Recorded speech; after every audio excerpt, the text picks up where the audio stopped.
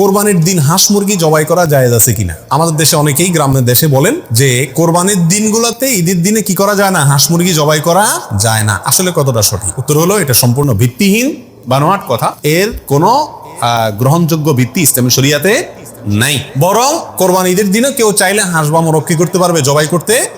হযরতে হাজেরা প্রশ্ন করলেন, ইব্রাহিম, পানি নাই, খাবার নাই, মানুষ নাই, ঘর নাই, বাড়ি নাই, মরুভূমির ভিতরে আমাকে আমার বাচ্চারে ফেলে রেখে যাচ্ছ কেন?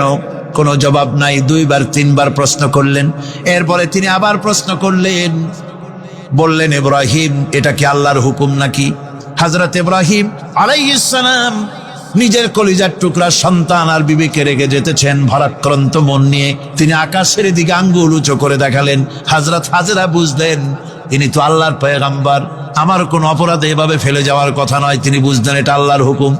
হযরতে হাজেরা বললেন, ইব্রাহিম রে, নিশ্চিন্ত মনে বাড়ি ফিরে যাও। আমার মনে কোনো চিন্তা নাই, কোনো পেরেশানি আর এখন নাই। আল্লাহর হুকুমে যদি আমাকে এই মরুভূমির ভিতরে ফেলে যেয়ে থাকো, তাহলে আমি ওই আল্লাহর প্রতি এতটা ভরসা রাখি যে এই মরুভূমির ভিতরে জল পানি শূন্য, খাদ্য শূন্য জায়গায় আমি আমার বাচ্চাকে আল্লাহ রব্বুল আলামিন না খাওয়াইয়া মারবেন না। দ্বিতীয় পরীক্ষায় পাশ করি।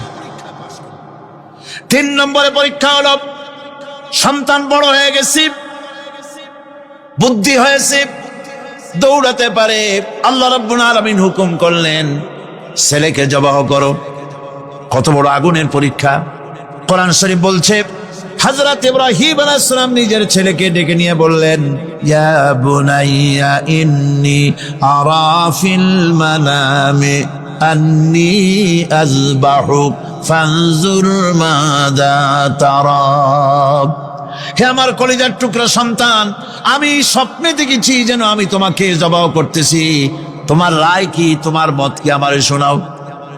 ছেলে পয়গম্বর, ছেলে তার জবাবে বললেন, ইয়া আবাতি ফাআল মা তু'মার সাতাজিদুনি ইনশাআল্লাহু বিনাস সাবিরিন। হে আমার আব্বাজান, আপনি যে ব্যাপারে স্বপ্নের ভিতরে আদিষ্ট হয়েছেন, আপনি তা কার্যকরী করুন। আমাকে এতটুকু অধৈর্যের মধ্যে পাবেন না, আমাকে ধৈর্যশীলদের মধ্যে পাবেন। আমারে আপনি আল্লাহর হুকুম পালন করেন। আল্লাহ পাক শোনাচ্ছেন, ফালাম্মা আসলামা ওয়া তাল্লাহু লিল জাবিন। পিতা পুত্র দুজনই রাজি হয়ে গেল। পিতা তার ছেলেকে কাঁধ করে গলার উপরে ছুরি ধরেছেন। আল্লাহ রাব্বুল আলামিন ইসমাইল জবাহ হোক, এটা আল্লাহ চান নাই, আল্লাহ চেয়েছেন পরীক্ষা করতে। পরীক্ষায় ইব্রাহিম পাশ হয়ে গেলেন। আল্লাহ পাক বলছেন, ওয়ানাদাইনাহু আইয়া ইব্রাহিম ক্বাদ সাদ্দাকতার রুইয়া ইন্না কাযালিকা নাজজিল মুহসিনিন। আমি ইব্রাহিমকে ডেকে বললাম, ইব্রাহিম, তুমি তোমার স্বপ্নকে বাস্তবে রূপ দিয়েছো, আর এভাবেই করি আমি মুহসিনিনদেরকে পুরস্কৃত করে থাকি। আল্লাহ পাক খুশি হলেন। আল্লাহ পাক বললেন, ইন্না হাযা লাবালাউল মুবিন। নিঃসন্দেহে এটি একটি বিরাট পরীক্ষা ছিল। ঠিক কি লাগান? আল্লাহ নিজে বলছেন এটা একটি বিরাট পরীক্ষা, আজিম ইমতিহান। সে ইমতিহানে তিনি পাশ করলেন।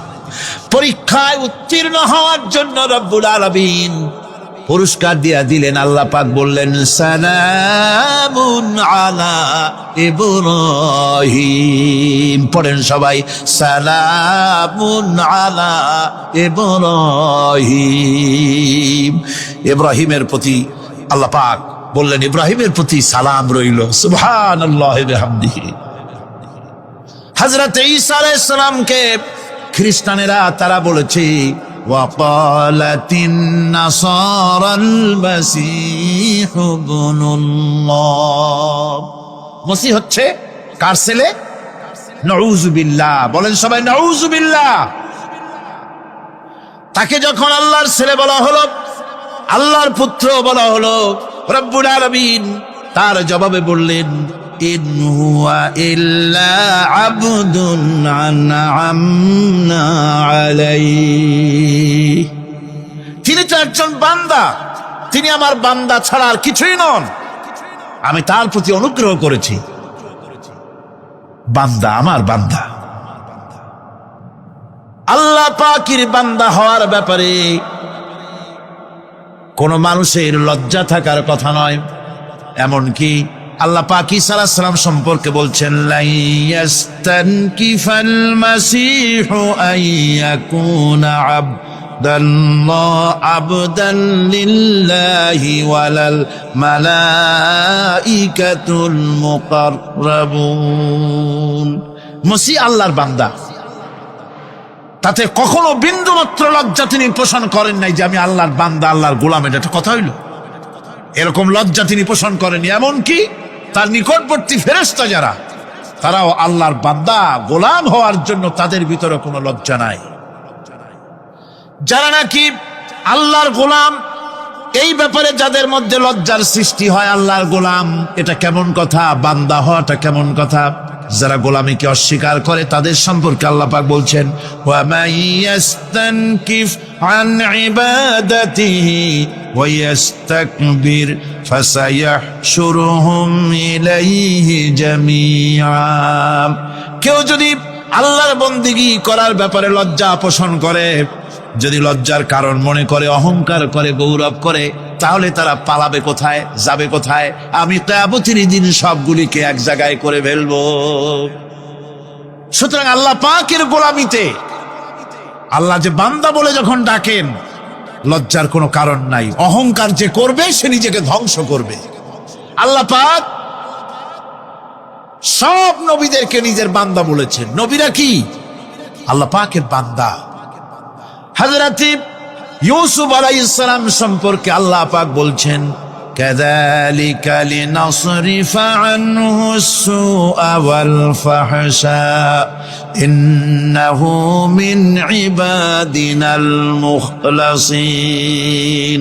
এরূপই ঘটলো যাতে আমি ইউসুফ আলাইহিস সালামকে, আমার বান্দা, তাকে আমি নির্লজ্জতা ইত্যাদি থেকে আমি রক্ষা করেছি। নিশ্চয়ই হযরত ইউসুফ ছিল আল্লাহ পাকের বান্দা, আল্লাহ পাকের আব্দ। রাসূল করিম সাল্লাল্লাহু আলাইহি ওয়াসাল্লাম তিনি হচ্ছেন সর্বশ্রেষ্ঠ আল্লাহর পয়গম্বর। তার থেকে শ্রেষ্ঠ নবী আর কি কেউ আছে? জোরে বলেন, আছে? তার থেকে মাহবুব, তার থেকে শ্রেষ্ঠ আল্লাহর কাছে আর কেউ নেই। সেই নবীকে আল্লাহ রাব্বুল আলামিন কোরআনে কারীমের ভিতরে তাকে আব্দ বলেছেন। কি বলেছেন? অনেকগুলি আয়াত আছে যে আয়াতের ভিতরে আল্লাহ পাক তার নাম নেন নাই, নবী বলেন নাই, রাসূল বলেন নাই, শুধু বলেছেন আব্দ। যেমন ফাআওহা ইলা আবদিহি মা আওহা। অতঃপর তার বান্দার নিকট যা ওহী করার ছিল তা তিনি করলেন। সেই বান্দাকে মুহাম্মদ সাল্লাল্লাহু আলাইহি ওয়াসাল্লাম।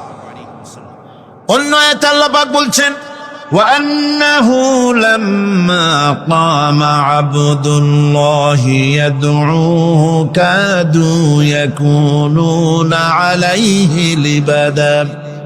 আর এই আল্লাহর বান্দা যখন নামাজ পড়তে দাঁড়িয়ে গেল, আল্লাহকে ডাকার জন্য যখন দাঁড়ালো, তখন লোকেরা তার উপরে ঝাঁপিয়ে পড়লো।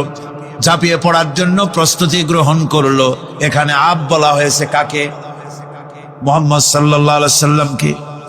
এভাবে করে অন্য এক আয়াতে আল্লাহ পাক তার হাবিবকে আব্দ বলছেন, বান্দা বলতেছেন, ইন কুনতুম ফি রাইবিম মিম্মা নাযালনা আলা আবদিনা। আমার বান্দার উপরে যে কিতাব নাজিল করেছি তাতে যদি তোমাদের কোনো সন্দেহ হয়, এই যে আমার বান্দার উপরে, ওই বান্দাকে বলেন সবাই, মুহাম্মদুর রাসূলুল্লাহ সাল্লাল্লাহু আলাইহি ওয়াসাল্লাম। অন্য আয়াতে বলা হচ্ছে, তাবারাকাল্লাযী নাযালাল ফুরকানা আলা আবদিহি লিয়াকুনা লিল আলামিনা নাযীরা। অতীব বরকতপূর্ণ সেই মহান সত্তা যিনি তার বান্দার উপরে ফুরকান নাজিল করেছেন। কে সেই বান্দা? মুহাম্মদ সাল্লাল্লাহু আলাইহি ওয়াসাল্লাম। মেরাজের ঘটনা বলতে গিয়ে আল্লাহ রাব্বুল আলামিন বলতেছেন, সুবহানাল্লাযী আসরা বিআবদিহি লাইলাম মিনাল মাসজিদিল হারামি ইলাল মাসজিদিল আকসা। পবিত্র সেই মহান সত্তা যিনি তার বান্দাকে ইসরা করিয়েছেন। কে সেই বান্দা? মুহাম্মদ রাসূলুল্লাহ সাল্লাল্লাহু আলাইহি ওয়াসাল্লাম। সুতরাং আবদিয়াত, ইবাদত, গোলামি, এটা হচ্ছে মানুষের জীবনের সবচেয়ে বড় মর্যাদাকর খেতাব আল্লাহর পক্ষ থেকে আল্লাহর বান্দা হওয়া। গোলামি পরিপূর্ণরূপে হবে কেবলমাত্র আল্লাহ পাকের। এই গোলামির জন্যই আল্লাহ পাক আমাদেরকে সৃষ্টি করেছেন, অন্য কোনো কাজে আমাদেরকে সৃষ্টি করেন নাই। সেই জন্য আমাদেরকে গোলামি করতে হবে, আনুগত্য করতে হবে কেবলমাত্র কার বলুন তো? এই গোলামি যদি সঠিকভাবে করি, যদি বান্দারা যারা আল্লাহ পাকের বান্দা বলে গোলাম বলে নিজেদেরকে দাবি করে, যদি সঠিকভাবে ইবাদতটা করা যায়, তাহলে আল্লাহ তাদের জন্য কি ওয়াদা করেছেন শুনুন। দুনিয়ায় তাদেরকে আল্লাহ পুরস্কার দেবেন, আখেরাতেও দেবেন। এটা বন্ধ করে, দুনিয়া এবং আখেরাতে আল্লাহ পুরস্কার দেবেন। সে পুরস্কারটা কি? দুনিয়ার পুরস্কারটা আগে শোনেন। আল্লাহ পাক বলেন, যারা আমার ইবাদত করবে তাদের ব্যাপারে আমার ওয়াদা শোনো। ওয়াদাল্লাহুল্লাযীনা আমানু ওয়া আমিলুস সালিহাতি লায়াস্তাখলিফান্নাহুম ফিল আরদি কামাস্তাখলাফাল্লাযীনা মিন ক্বাবলিহিম। তোমাদের মধ্যে যারা ঈমান এনেছে এবং সৎ কাজ করেছে, আল্লাহ রাব্বুল আলামিন তাদের ব্যাপারে আল্লাহর ওয়াদা হচ্ছে, আল্লাহর প্রতিজ্ঞা হচ্ছে, আল্লাহ ওয়াদা করতেছেন তাদেরকে জমিনের উপরে প্রতিষ্ঠিত করবেন। যেমন করে তোমাদের পূর্বপুরুষদেরকে প্রতিষ্ঠিত করা হয়েছিল, ওইভাবে তোমাদেরকে প্রতিষ্ঠিত করা হবে। সুবহানাল্লাহ। প্রতিষ্ঠিত করা হবে মানে রাষ্ট্র ক্ষমতা দেওয়া হবে। কি দেওয়া হবে? যদি গোলাম হও। যদি কি হও? গোলাম।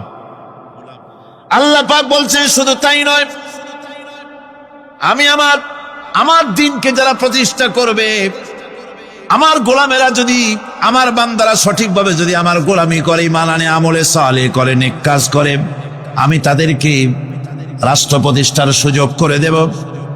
আর তাদের জন্য ভীতির পরিবর্তে, সন্ত্রাসের পরিবর্তে শান্তি কায়েম করে দেব। সুবহানাল্লাহ। وَلَيُمَكِّنَنَّ لَهُمْ دِينَهُمُ الَّذِي ارْتَضَىٰ لَهُمْ وَلَيُبَدِّلَنَّهُمْ مِنْ خَوْفِهِمْ أَمْنًا। তাদের দিনকে তারা নিজেদের জন্য যা পছন্দ করেছে অবশ্যই তিনি তা কায়েম করে দিবেন, এবং সন্ত্রাস আর ভীতির পরিবর্তে আল্লাহ নিরাপত্তা দান করবেন। যেরকম সুবহানাল্লাহ। সন্ত্রাস বন্ধ হবে, চুরি, ডাকাতি, জেনা, ব্যভিচার সব বন্ধ হয়ে যাবে। তোমরা ক্ষমতায় থাকবে, তোমরা ডমিনেটেড হবে না, তোমরা ডমিনেট করবে। গোটা পৃথিবীকে শাসন করবে, শাসিত তোমরা হবে না। আর ভীতির পরিবর্তে নিরাপত্তা তোমরা লাভ করবে। কি করলে? ইয়াবুদুনানি লা ইউশরিকুনা বি শাইআ। সুতরাং তারা যেন আমার ইবাদত করে এবং আমার সঙ্গে যেন কাউকে শরীক না করে। আল্লাহ বলছেন, তোমরা যদি আমার সাথে শরীক না করো, ইবাদতের মধ্যে কাউকে যদি শরীক স্থাপন না করো, আর যদি তোমরা আমার ইবাদতটা সলিডভাবে আমার জন্যই করো, তাহলে রাষ্ট্র ক্ষমতা তোমাদের হাতে আসবে, সন্ত্রাস নির্মূল হবে, শান্তি প্রতিষ্ঠিত হবে। এই হচ্ছে দুনিয়ার পুরস্কার। এটা কিসের পুরস্কার? আর আখিরাতের পুরস্কারের কথা বলা হচ্ছে, وَمَن يُطِعِ اللَّهَ وَرَسُولَهُ وَيَخْشَ اللَّهَ وَيَتَّقِهِ فَأُولَئِكَ هُمُ الْفَائِزُونَ। যে ব্যক্তি আল্লাহ এবং রাসূলের আনুগত্য করেছে, আল্লাহকে ভয় করে চলেছে, তার গজব থেকে বেঁচে রয়েছে, সেই হচ্ছে সফল কাম। সফল কাম মানে কি? কিয়ামতের দিন আল্লাহ পাক তাদেরকে জান্নাত দান করবেন। আল্লাহ পাক তাদেরকে কিয়ামতে কি দিবেন? জান্নাত দিবেন, চিরস্থায়ী শান্তির জায়গা, সেই জান্নাত লাভ করা যাবে। আজ ইবাদতের এই যে গুরুত্বপূর্ণ ইবাদত, এই ইবাদতের ভুল অর্থ সমাজের ভিতরে ছড়িয়ে আছে। সাধারণ মানুষও ভুল করেছে, অসাধারণ মানুষেরাও ইবাদতের ভুল অর্থ করে ভুলের মধ্যে নিমজ্জিত আছে বিরাট সংখ্যক লোকেরা। সাধারণ মুসলমানেরা তারা যে ভুলটা করলো এবাদতের অর্থ করতে গিয়ে, সেটা হলো এই, সাধারণ লোকেরা মনে করলো কয়েকটা অনুষ্ঠানের নাম হচ্ছে ইবাদত, নামাজ, রোজা, হজ, যাকাত, সাদকা, ফিতরা, এর নাম হলো ইবাদত। অনুষ্ঠান শেষে তারা নিজেদেরকে স্বাধীন মনে করলো। তারা আল্লাহ পাকের প্রত্যেকটি আইনের ধারাকে লঙ্ঘন করলো। বছরে একবার রোজা রেখে, বছরে 1 মাস রোজা রেখে মনে করলে ইবাদত শেষ। 5 ওয়াক্ত নামাজ পড়ে মনে করলে ইবাদত শেষ। আমি প্রশ্ন করি, 5 ওয়াক্ত নামাজের নামই যদি হয় ইবাদত, 5 ওয়াক্ত নামাজের নামই ইবাদত, এটাই যদি হয়, তাহলে 5 ওয়াক্ত নামাজ পড়তে সময় লাগে কত? উজু টুজু করে বড় জোর 1-1.5 ঘন্টা সময় লাগে 5 ওয়াক্ত নামাজ পড়তে। তো এর নাম যদি হয় ইবাদত, তার অর্থ কি দাঁড়াবে? অর্থ দাঁড়াবে আপনি 24 ঘন্টার ভিতরে 1 থেকে 1.5 ঘন্টার জন্য আল্লাহর গোলাম, বাকি 22 ঘন্টার জন্য শয়তানের গোলাম হতে কেউ রাজি আছেন? রোজার নামই যদি হয় শুধু ইবাদত, তাহলে তার অর্থ দাঁড়াবে বছরের ভিতরে 1টা মাসের জন্য আপনি আল্লাহর গোলাম, আর 11 মাসের জন্য শয়তানের গোলাম হতে কেউ রাজি আছে? তাহলে বিষয়টা কি? বিষয়টা হচ্ছে নামাজ, রোজা, হজ, যাকাতি শুধুমাত্র ইবাদত নয়, আনুষ্ঠানিক ইবাদত তো বটেই, কম্পালসারি ইবাদত তো বটেই, কিন্তু শুধুমাত্র নামাজ, রোজা, হজ, যাকাত ইবাদত শুধুমাত্র নয়, এগুলি হচ্ছে ইবাদতের পার্ট, ইবাদতের অংশ। বরং জীবনের সব ক্ষেত্রে আল্লাহর হুকুমকে মানার নামই হচ্ছে, ভাই আমার, একদিকে নামাজ রোজা করছি, অন্যদিকে আল্লাহর আইনের প্রতিটি ধারাকে লঙ্ঘন করে চলছে, মিথ্যা ওয়াদা করে, মিথ্যা কথা বলে, সুদ খায়, ঘুষ খায়, জেনা করে, এরপরে অন্যের হক নষ্ট করে, প্রতিবেশীর হক নষ্ট করে, হারাম মাল খায়, হকদারের হক নষ্ট করে, প্রতিবেশীর হক নষ্ট করে, জিন্দা মুর্দা মানুষকে নিজের জন্য শক্তিধর বলে মনে করে, 1 টুকরা রুটির জন্য অথবা 1 ফোঁটা 1 ঘটি পানির জন্য কাফেরের কাছে হাত পেতে দাঁড়ায় থাকে। এই যদি অবস্থা হয়, এটাই যদি হয় ঈমান, আর এটার নামে যদি ইবাদত হয়, তাহলে এই পৃথিবীর মুসলমানের আজ লাঞ্ছিত কেন? আল্লাহর ওয়াদা কি মিথ্যা? নাউযুবিল্লাহি মিন যালিক। আমাদের ইবাদত যদি ঠিক হয়, যদি সত্যিকারের ইবাদত যদি আমরা করে থাকি, তাহলে ক্ষমতায় ইমানদারেরা নাই কেন? বিশ্বজুড়ে মুসলমানেরা লাঞ্ছিত কেন? তাহলে বুঝতে হবে ইবাদতের মধ্যে বিরাট গরমিল করে ফেলেছি, ঠিক কিনা? লক্ষ্য করুন, যেই লোকটা হজ করতেছে, উমরা করতেছে, নামাজ পড়তেছে, মসজিদ মাদ্রাসায় চান্দা দিতেছে, ওই লোকটি আবার ব্যাংকের থেকে সুদের টাকা নিয়ে ব্যবসা চালাইতেছে।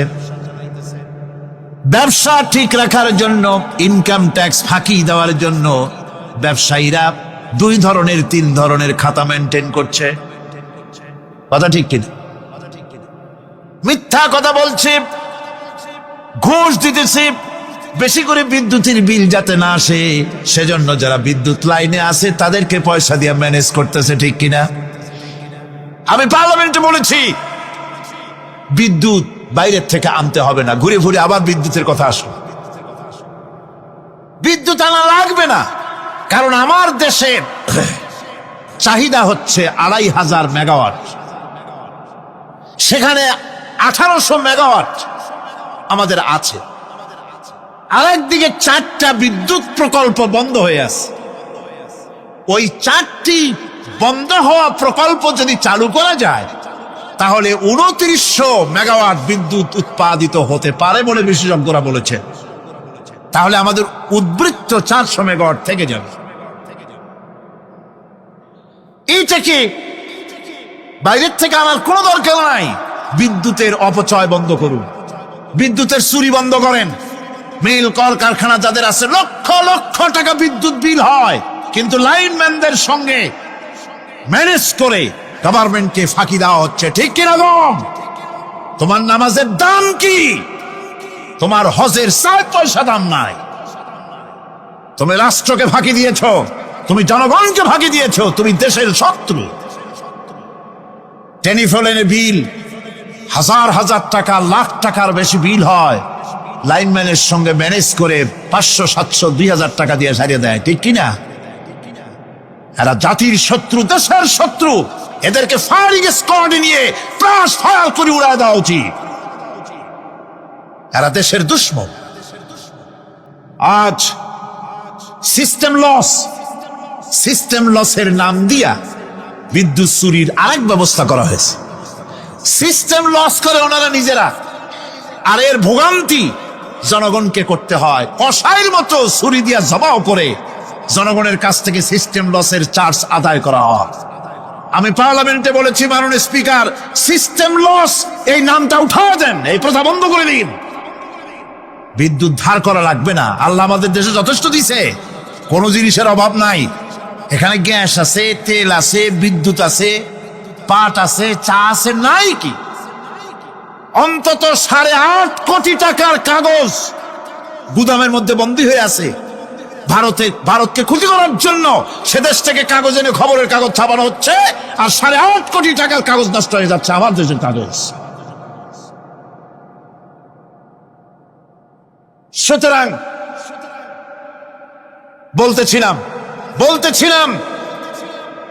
একথাই বলতেছিলাম যে ঈমান আল্লাহর গোলাম হতে হলে ভুল করে বসেছি ইবাদতের অর্থ করতে, শুধু নামাজ, রোজা, হজ, যাকাত, মাজারে কিছু চান্দা দেওয়া, আগরবাতি, মোমবাতি, চাদর একটা দিয়া, পীর সাহেবরে 10,000 টাকা চান্দা দিয়া, মোছে তেল মাইখা দাঁত বাইর করে হাসে। বেহেশতে তো গেছি, আর দেরি কথা। বেহেশত তুমি যাবা, এত সহজ? দেশকে ফাঁকি দিছ, দেশকে ফাঁকি দিয়েছ, জনগণকে ফাঁকি দিয়েছ, নিজের মেয়েকে ফাঁকি দিয়েছে।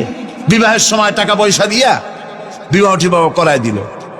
ব্যবসা, ধানি সম্পত্তি, বাড়ির সম্পত্তি সব ছেলেদেরকে দিয়ে দিল, মেয়েটারে ফাঁকি দিয়ে দিল।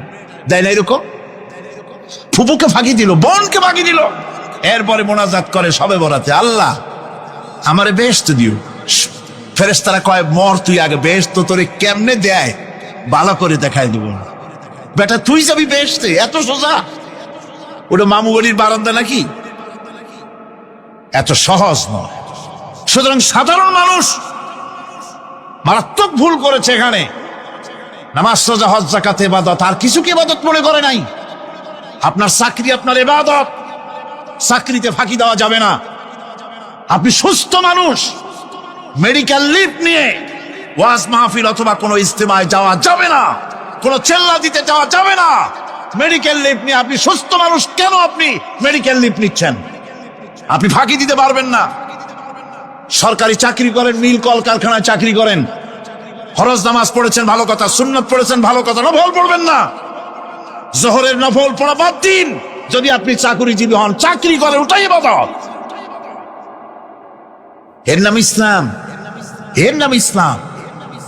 গভর্নমেন্ট যে বেতন দেয় সেই বেতনের উপরে সন্তুষ্ট থাকুন, ঘুষ খাইয়েন না। যদি বেশি বেতন লাগে গভর্নমেন্টের কাছে দাবি জানান যে আমাদের বেতন বাড়ায় দাও। ঘুষ খাবেন কেন? হারাম। জোরে কোন এটা কি? এই ঘুষের টাকা মাজারে দিয়া, পীরেরে দিয়া আল্লাহরে খুশি করবেন, এত সহজ না, এত সহজ না।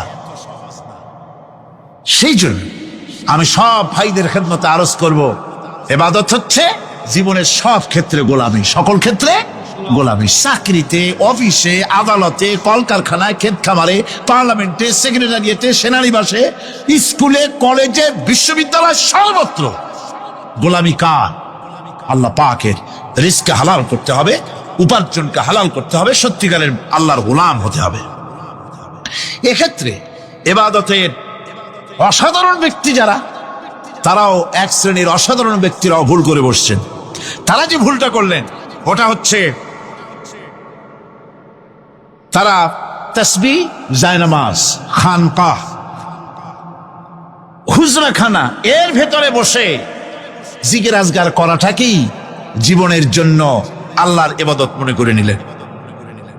আল্লাহর বান্দারা যখন অনাচার ব্যভিচারে লিপ্ত, আল্লাহর আইনের পরিবর্তে যখন মানুষের তৈরি করা আইন চলছে, চেচনিয়া বসনিয়া যখন মানুষদেরকে জবাও করা হচ্ছে, বসনিয়ার মুসলমান সন্তানদেরকে যখন জবাও করা হয়, কাশ্মীরের স্বাধীনতাকামী মুসলমানদের অধিকার হরণের জন্য তাদের উপরে যখন বন্য হায়নার মতো পশুর মতো যখন ভারতীয় শত্রু সৈন্যরা যখন হামলা চালায়, সোমালিয়ার মানুষগুলি যখন না খেয়ে তাদের হাড় পাঁজরার হাড়গুলি যখন বেরিয়ে যায়, তখনও যদি আপনি খানকার ভেতরে থেকে তসবিহ পড়েন আর তাহাজ্জুদের নামাজ পড়ে কপালে দাগ লাগান, এই অন্যায়ের বিরুদ্ধে যদি সোচ্চার না হন, আপনার এই তসবির কোনো দাম নাই।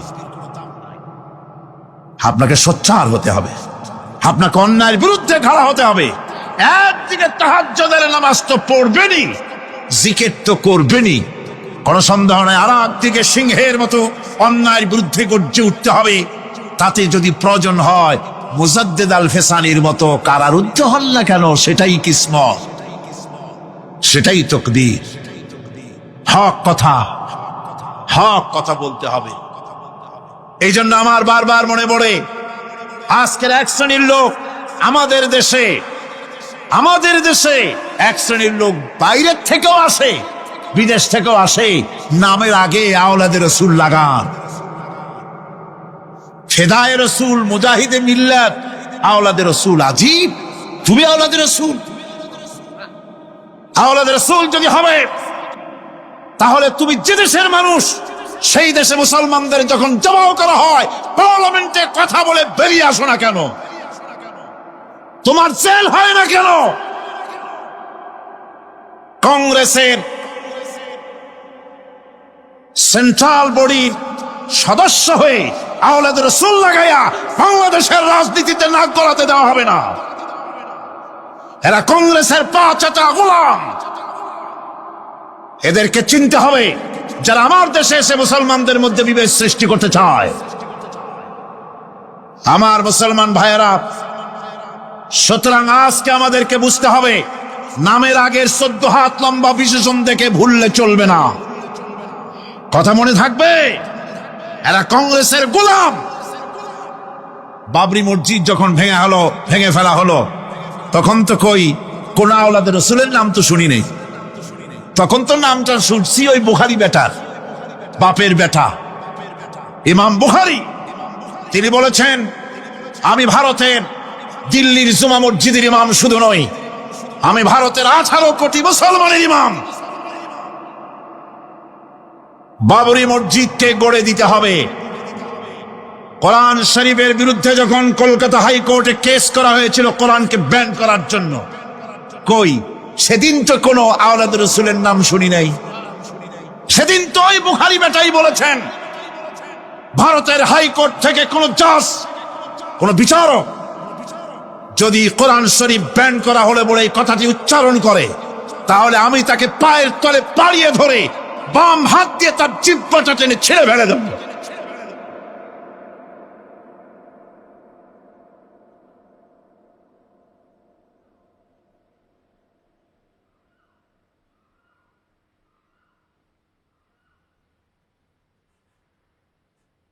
বন্ধুগণ, সুতরাং আমাদেরকে বুঝতে হবে, বসুন,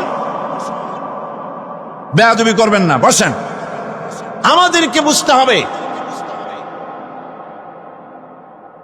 খানকায় শুধু জিকির আজগার করলেই চলবে না।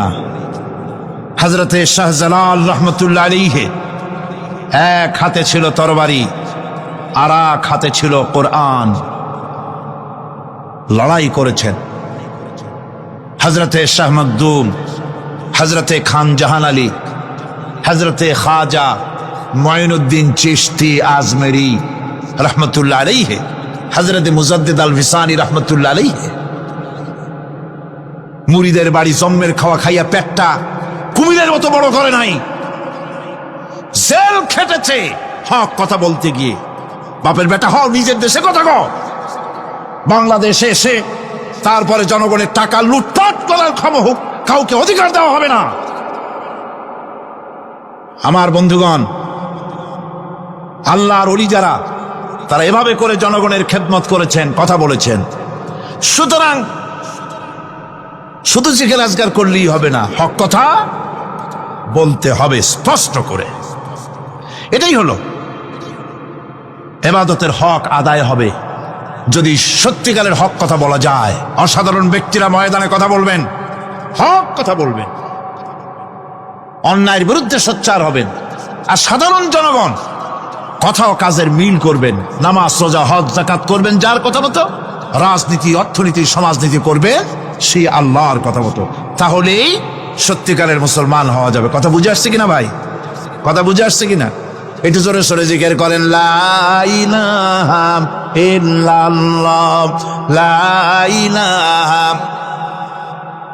লা ইলাহা ইল্লাল্লাহ। আরো জোরে,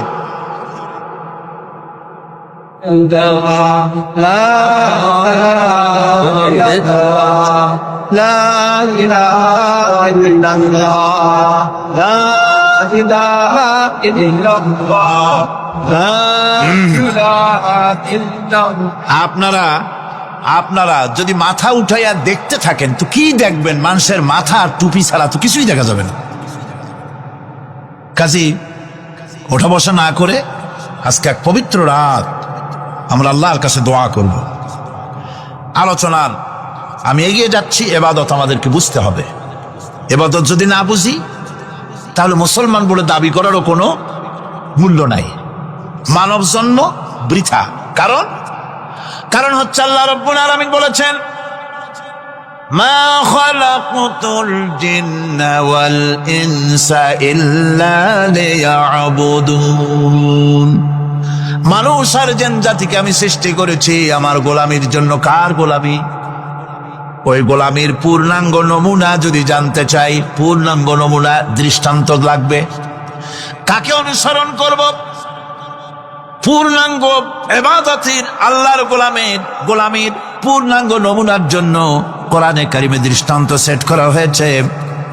হযরত ইব্রাহিম আলাইহিস সালামের আল্লাহ পাক বলেন, ইয ক্বালা লাহু রাব্বুহু আসলিম ক্বালা আসলামতু লিরাব্বিল আলামিন। তার অবস্থা এই ছিল। কার? ইব্রাহিম আলাইহিস সালাম। তার অবস্থা এই ছিল যে তার রব যখন তাকে বললেন আনুগত্যের মস্তককে অবনত করে দাও, তিনি বললেন, আমি আমার বিশ্বপালকের সামনে মাথাটা নত করে দিলাম। সুবহানাল্লাহ। কোন শর্ত ছাড়াই মাথা নিচু করে দিলাম। এই পন্থায় তিনি যে পন্থাটা অবলম্বন করেছিলেন, এই পন্থায় চলার জন্য তার সন্তানদেরকেও তিনি হুকুম করেছিলেন। ووصى بها إبراهيم ببنيه ويعقوب يا بني إن الله اصطفى لكم الدين فلا تموتن إلا وأنتم مسلمون। ইয়াকুব এবং ইব্রাহিম আলাইহিস সালাম তার সন্তানদেরকে এই উপদেশ দিয়েছিলেন যে তিনি বলেছিলেন, হে আমার সন্তানেরা, আল্লাহ ছাড়া তোমাদের জন্য আল্লাহ পাক এই দ্বীনকে মনোনীত করেছেন। আল্লাহ পাকের আনুগত্য করবে, তার দ্বীনের প্রতি সারেন্ডার করবে। আর খবরদার মুসলমান না হয়ে যেন তোমরা মরে যেও না। মৃত্যু মুসলমান অবস্থায় থাকবে, অর্থাৎ মৃত্যু পর্যন্ত থাকবে কি অবস্থায়? মুসলমান অবস্থায়। أم كنتم شهداء إذ حضر يعقوب الموت إذ قال لبنيه ما تعبدون من بعدي। ইয়াকুব আলাইহিস সালাম তার মৃত্যুর সময় জিজ্ঞেস করেছিলেন, ও আমার সন্তানেরা, আমার মৃত্যুর পরে তোমরা কার ইবাদত করবে, তার কার গোলামি করবে? তারা জবাব দিলেন, ক্বালু نعبد إلهك وإله آبائك إبراهيم وإسماعيل وإسحاق إلها واحدا ونحن له مسلمون। নিঃসন্দেহে আমরা ইবাদত করব, গোলামি করব আপনার রবের, আপনার পিতার রবের, এবং আল্লাহর ইবাদত করব। আপনিও আপনার পূর্বপুরুষ ইব্রাহিম, ইসমাইল যে আল্লাহকে ইবাদত করেছে সে আল্লাহ পাকের ইবাদত আমরা করব এবং তার অনুগত হয়ে থাকব। দাসত্ব এবং পূর্ণাঙ্গ দাসত্বের গোলামীর পূর্ণাঙ্গ নমুনা হচ্ছেন হযরত ইব্রাহিম আলাইহিস সালাম। আল্লাহ গোটা জমিন যখন শিরকের অন্ধকারে ডুবে গিয়েছিল তখন হযরত ইব্রাহিম আলাইহিস সালাম তাওহীদের আলো জ্বালিয়ে দিয়েছিলেন। এই নিবেদিতদের ইমাম হিসাবে আল্লাহ পাক তাকে ঘোষণা দিলেন। কোরআনে কারীম বলছে وَإِذَا ابْتَلَى إِبْرَاهِيمَ رَبُّهُ بِكَلِمَاتٍ فَأَتَمَّهُنَّ قَالَ إِنِّي جَاعِلُكَ لِلنَّاسِ إِمَامًا। ইব্রাহিমকে তার রব কয়েকটি বাক্য দিয়ে পরীক্ষা করলেন এবং তিনি সেই পরীক্ষাগুলোতে পাশ করলেন। তখন আল্লাহ রাব্বুল আলামিন তাকে বললেন যে আমি তোমাকে গোটা বিশ্ব মানবতার জন্য, গোটা বিশ্বের সমস্ত মানুষের জন্য আমি তোমাকে নেতা বানাবো। সুবহানাল্লাহি ওয়া বিহামদিহি। প্রথম পরীক্ষা হলো গতকাল বলেছি সে আগুনের পরীক্ষা, সেখানে আল্লাহ পাক তাকে পাশ করালেন, তিনি পাশ করলেন।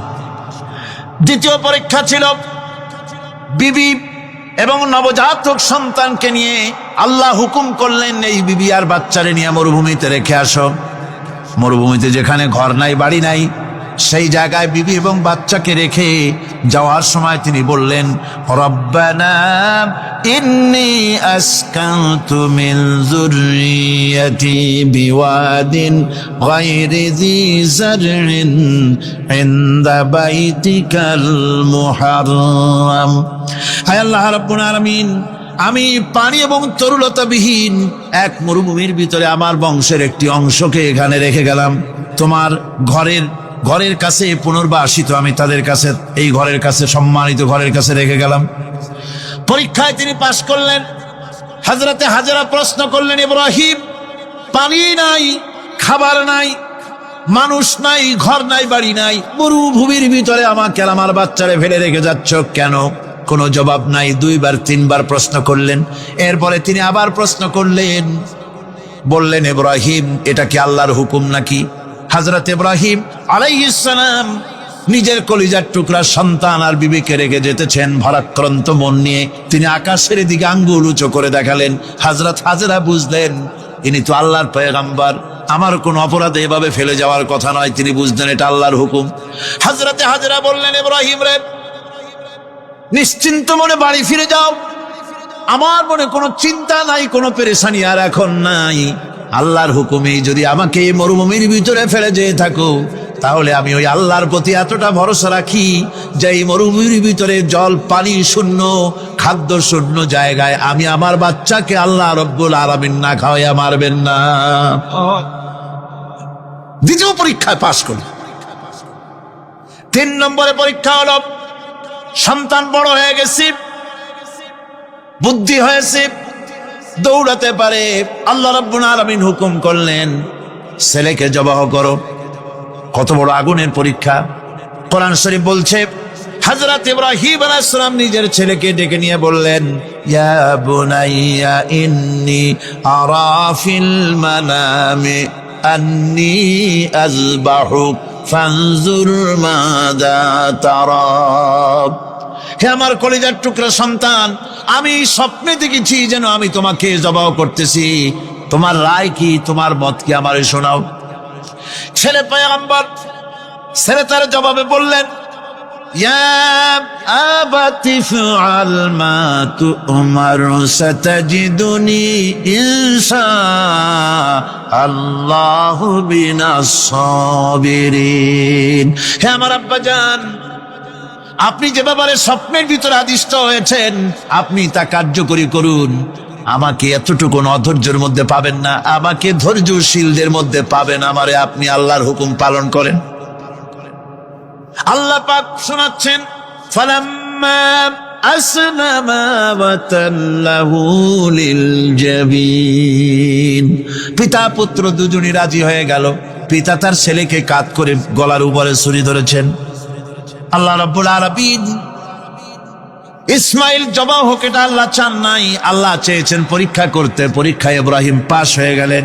আল্লাহ পাক বলছেন ওয়ানাদাইনাহু আইয়া ইব্রাহিম قد صدقت الرؤيا إنا كذلك نجزي المحسنين। আমি ইব্রাহিমকে ডেকে বললাম, ইব্রাহিম তুমি তোমার স্বপ্নকে বাস্তবে রূপ দিয়েছো, আর এভাবেই করি আমি মুহসিনদেরকে পুরস্কৃত করে থাকি। আল্লাহ পাক খুশি হলেন। আল্লাহ পাক বললেন ইন্না হাযা লাবালাউল মুবিন, নিঃসন্দেহে এটি একটি বিরাট পরীক্ষা ছিল। ঠিক কি লাগল? আল্লাহ নিজে বলছেন এটা একটি বিরাট পরীক্ষা, আজিম ইমতিহান। সে ইমতিহানে তিনি পাশ করলেন। পরীক্ষায় উত্তীর্ণ হওয়ার জন্য রব্বুল আলামিন পুরস্কার দিয়া দিলেন। আল্লাহ পাক বললেন সালামুন আলা ইব্রাহিম। পড়েন সবাই, সালামুন আলা ইব্রাহিম। ইব্রাহিমের প্রতি আল্লাহ পাক বললেন ইব্রাহিমের প্রতি সালাম রইল। সুবহানাল্লাহি ওয়া বিহামদিহি। ইবাদত এর আনুগত্যের এই উৎকৃষ্ট দৃষ্টান্ত স্থাপনের পর আল্লাহ পাক তার গোটা বিশ্বের মুসলমানদেরকে কিয়ামত পর্যন্ত ইব্রাহিম আলাইহিস সালামকে জাতির পিতা বানায়া দিলেন। সুবহানাল্লাহ। কইতে ইচ্ছা করে না? এই রকমের পরীক্ষা কোন পিতারা দিতে পারছে নাকি?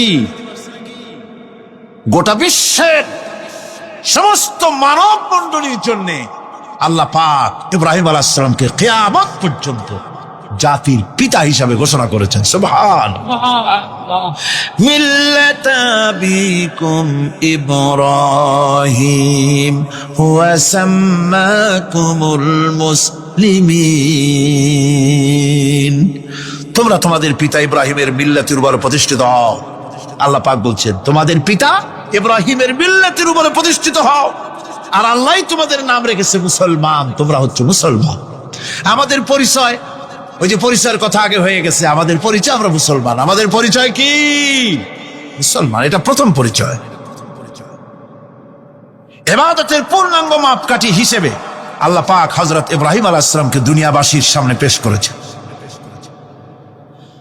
কোরআন বলছে ইহুদি এবং খ্রিস্টানেরা মুসলমানদেরকে বিভ্রান্ত করতে চায়। তারা বলে ওয়াকালু কুনু হুদান আও নাসারা তাহতাদু কুল বাল মিল্লাতা ইব্রাহিম হানিফা ওয়া মা কানা মিনাল মুশরিকিন।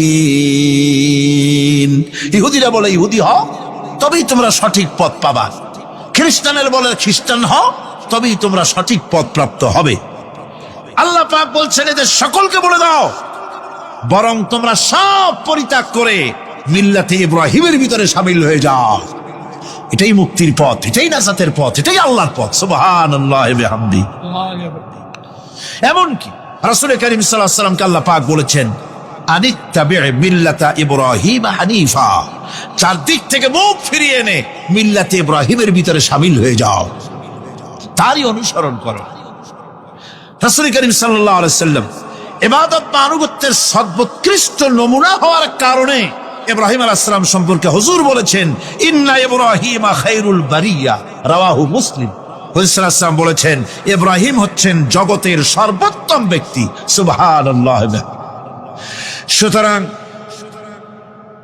আমাদেরকে ইবাদতের নমুনা হিসেবে ইব্রাহিম আলাইহিস সালামকেও মানদণ্ড হিসেবে দেখতে হবে যে কিভাবে তিনি সারেন্ডার করেছিলেন আল্লাহ পাকের দরবারে।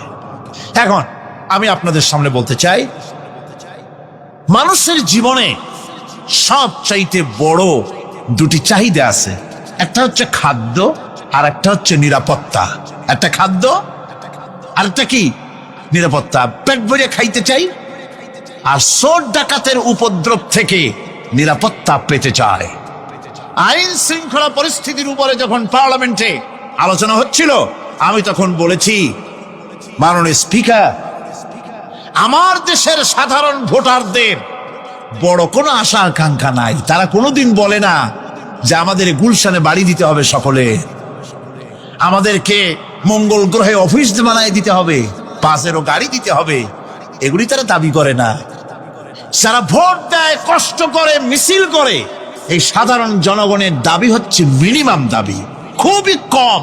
তাদের দাবি হলো মোটা সুতার কাপড় চাই ইজ্জত ঢাকার জন্য, পেট ভরে খেতে চাই, পোলাও কোরমা বিরিয়ানির দরকার নাই, আর আশ্রয়ের জন্য ছোট্ট একটু ঘর চাই, চোর ডাকাতের উপদ্রব থেকে নিরাপত্তা চাই। কথা ঠিক কিনা? আমি বললাম, স্পিকার সাহেব, আজ পর্যন্ত যতগুলি গভর্নমেন্ট এসেছে বাংলাদেশে, প্রত্যেকটি গভর্নমেন্ট আমার দেশের জনগণের এই ন্যূনতম দাবি, এই আশা পূরণ করতে ব্যর্থতার পরিচয় দিয়েছে। কেউ পারে নাই। যারাই গেছে তারাই তাদের নিজেদের আখের গোছাবার চেষ্টা করেছেন। সব নিজেকে নিয়ে ব্যস্ত, নিজের লোকদের নিয়ে ব্যস্ত, জনগণ নিয়ে চিন্তা নাই। সুতরাং মানুষের চাহিদা হচ্ছে খাদ্য আর নিরাপত্তা। আমরা কি খাদ্য আর নিরাপত্তা সত্যি কি চাই? চাই। খাদ্য যদি চাই ক্ষুধার সময়, নিরাপত্তা যদি চাই ভীতির সময়, আল্লাহ রাব্বুল আলামিন বলেন কোন গভর্নমেন্ট দিতে পারবে না, দুনিয়ায় কেউ দিতে পারে নাই, পারবেও না। ক্ষুধার সময় যদি খাদ্য চাও, ভীতির সময় যদি নিরাপত্তা লাভ করতে চাও, তাহলে ফালইয়াবুদু রাব্ব হাযাল বাইত, এই ঘরের মালিকের ইবাদত কর। কোন ঘর? কাবা ঘর। বলেন কোন ঘর? কাবা ঘর। কাবা শরীফের মালিকের ইবাদত কর। তাহলে কি হবে? আল্লাযী আত'আমাহুম মিন জু'in ওয়া আমানাহুম মিন খাউফ। এই ঘরের মালিকের ইবাদত যদি করো, তাহলে ক্ষুধার সময় তিনি তোমাদেরকে খেতে দিবেন, আর ভীতির সময় তিনি তোমাদের নিরাপত্তা দান করবেন। এ ওয়াদা কার? চিল্লায় বলেন ওয়াদা কার? আল্লাহ পাকের ওয়াদা বিশ্বাস হলো না, এমনই পোড়া কপালের মুসলমান। নির্বাচন যখন আসলো, সলিমউদ্দিন সাহেব আসতেন মঞ্চের উপরে, পরিচয় করানো হচ্ছে। এত আপনারা যার বক্তৃতা শোনার জন্য দ্বীপ্রহরের রৌদ্রে কষ্ট করতেছিলেন, এখন সেই সংগ্রামী জননায়ক, বিপ্লবী সন্তান, তিনি এখন আপনাদের সামনে বক্তব্য রাখবেন। উনি দাঁড়ায় বললেন, ভাইয়ার আমার, বোনের আমার, আমি এবার বোতল মার্কা বাক্স নিয়ে দাঁড়াইছি, আমারে সকলে মিলে ভোট দেন। এবার যদি ক্ষমতায় যেতে পারি, না খাইয়া কেউ মরবেন না, কিন্তু কি খাইয়া মরবে তাও কয় না। মানুষেরা এই কথাগুলি বিশ্বাস করলার সমানে ভোট দিল। হায় রে কপাল! আল্লাহ বললেন, আমার ইবাদত কর, আমার গোলামি কর জীবনের সব জায়গায়, তাহলে ক্ষুধার সময় খাইতে পারবি আর ভীতির সময় নিরাপত্তা পাবি। আল্লাহর কথাটা বিশ্বাস হইল না। এই নামাজ পড়ার মুসলমানের দাম আছে, কম দাম আছে? এ রোজা খাওয়ার দাম আছে? এ মুসলমান দাবি করার দাম আছে? আল্লাহ রাব্বুল আলামিন তিনি পরিষ্কার করে বলছেন, এই ঘরের মালিকের ইবাদত করো, তিনি ক্ষুধার সময়ে খেতে দিবেন, আর তিনি তোমাদেরকে ভীতির সময় নিরাপত্তা দান করবেন। চাউলের অভাব হবে না, পাটের অভাব হবে না, খাদ্যের অভাব হবে না, কারণ দুটি জিনিস যদি তোমরা করতে পারো, খাবারের অভাব হবে না। ওয়ালাউ আন্না আহলাল কুরা আমানু ওয়াত্তাকাউ লাফাতাহনা আলাইহিম বারাকাতিম মিনাস সামাই ওয়াল আরদ।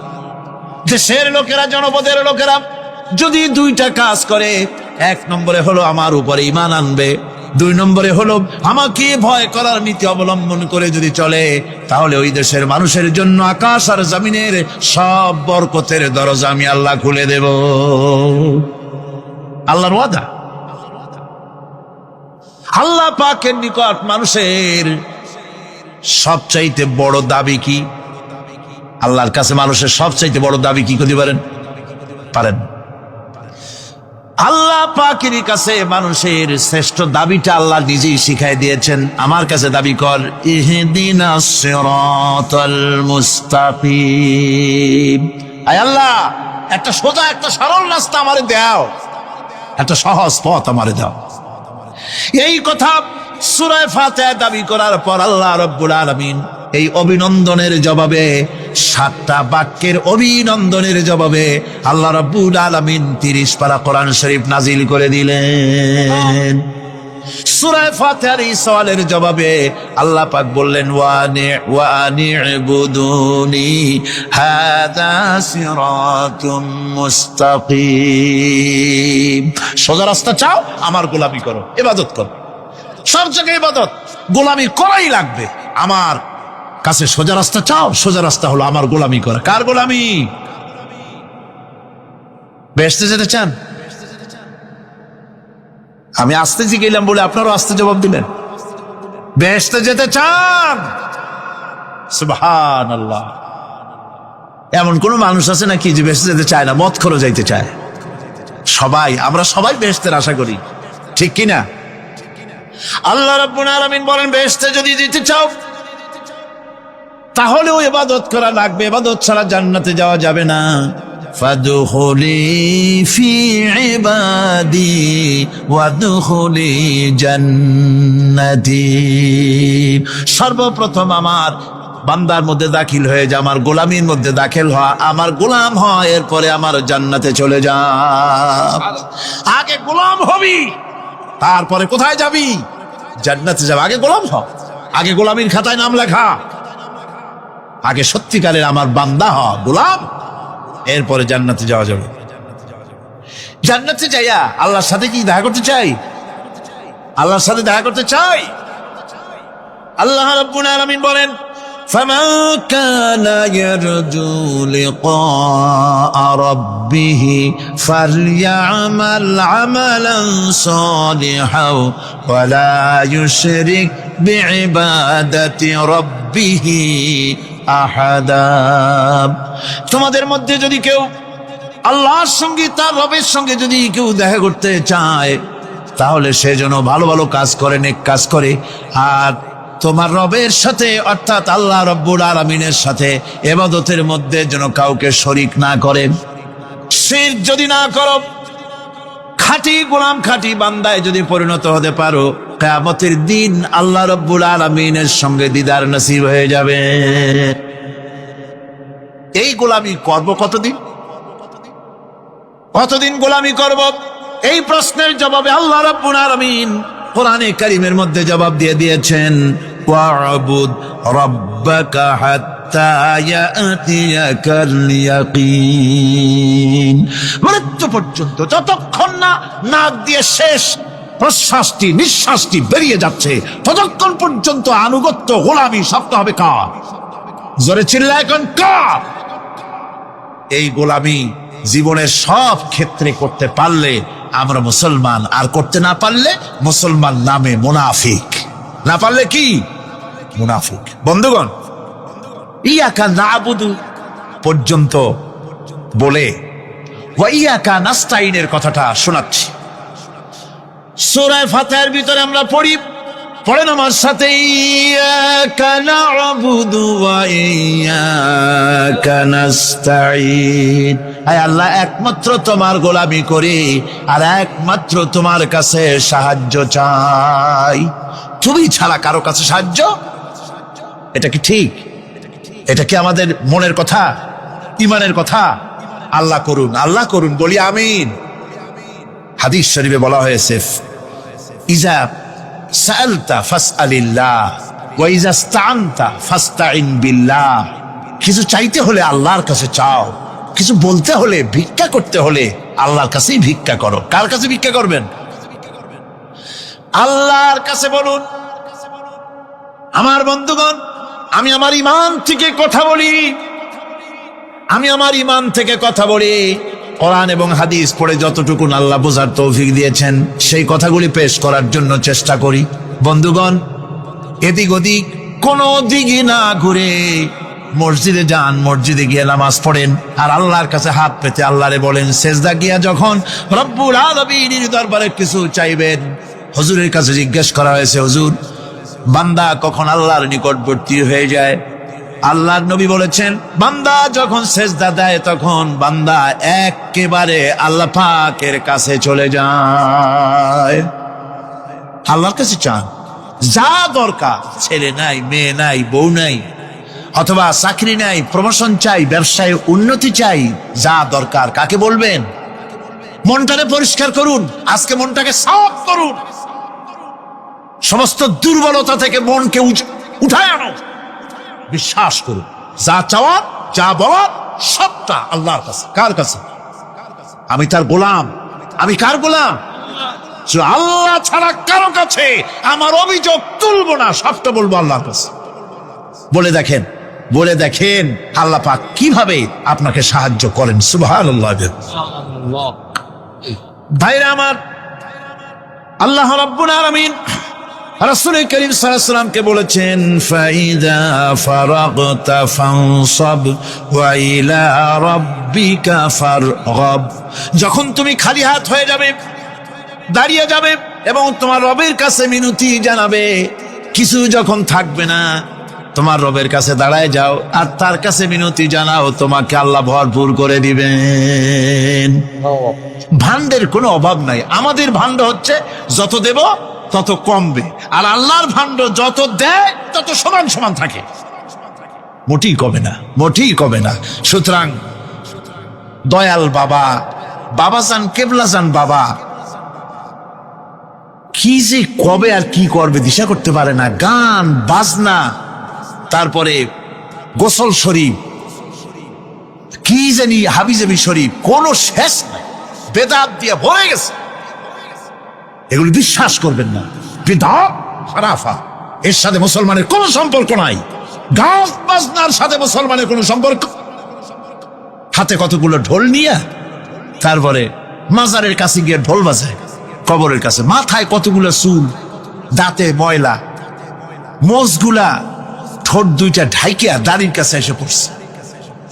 হায় হায় রে, এই রকমের মোষ আমি মাঝে মধ্যে চিন্তা করি যে দই খায় কেমনে এরা। গাঁজা মদ খাইয়া এগুলো মাজার মধ্যে গিয়ে পড়ে থাকে, আর কি জানি আছে ওইটারে ঘষে আর বলে মদিনা যাব কেমনে, মদিনা যাব কেমন। তুই মদিনা যাবি কেমনে? মদ খেয়ে গাঁজা খেয়ে তুই যাবি মদিনা? একটা কথা হইল?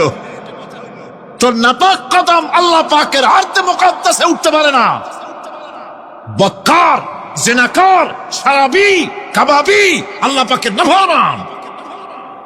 কতগুলা শালু কাপড় গায়ে দিয়া, মাথায় কতগুলা চুল রাখিয়া, তারপরে গ্রামের নামে শরীফ। আশ্চর্য কথা, এই গ্রামের নাম শরীফ, ওই গ্রামের নামের মাথায় গিয়া শরীফ।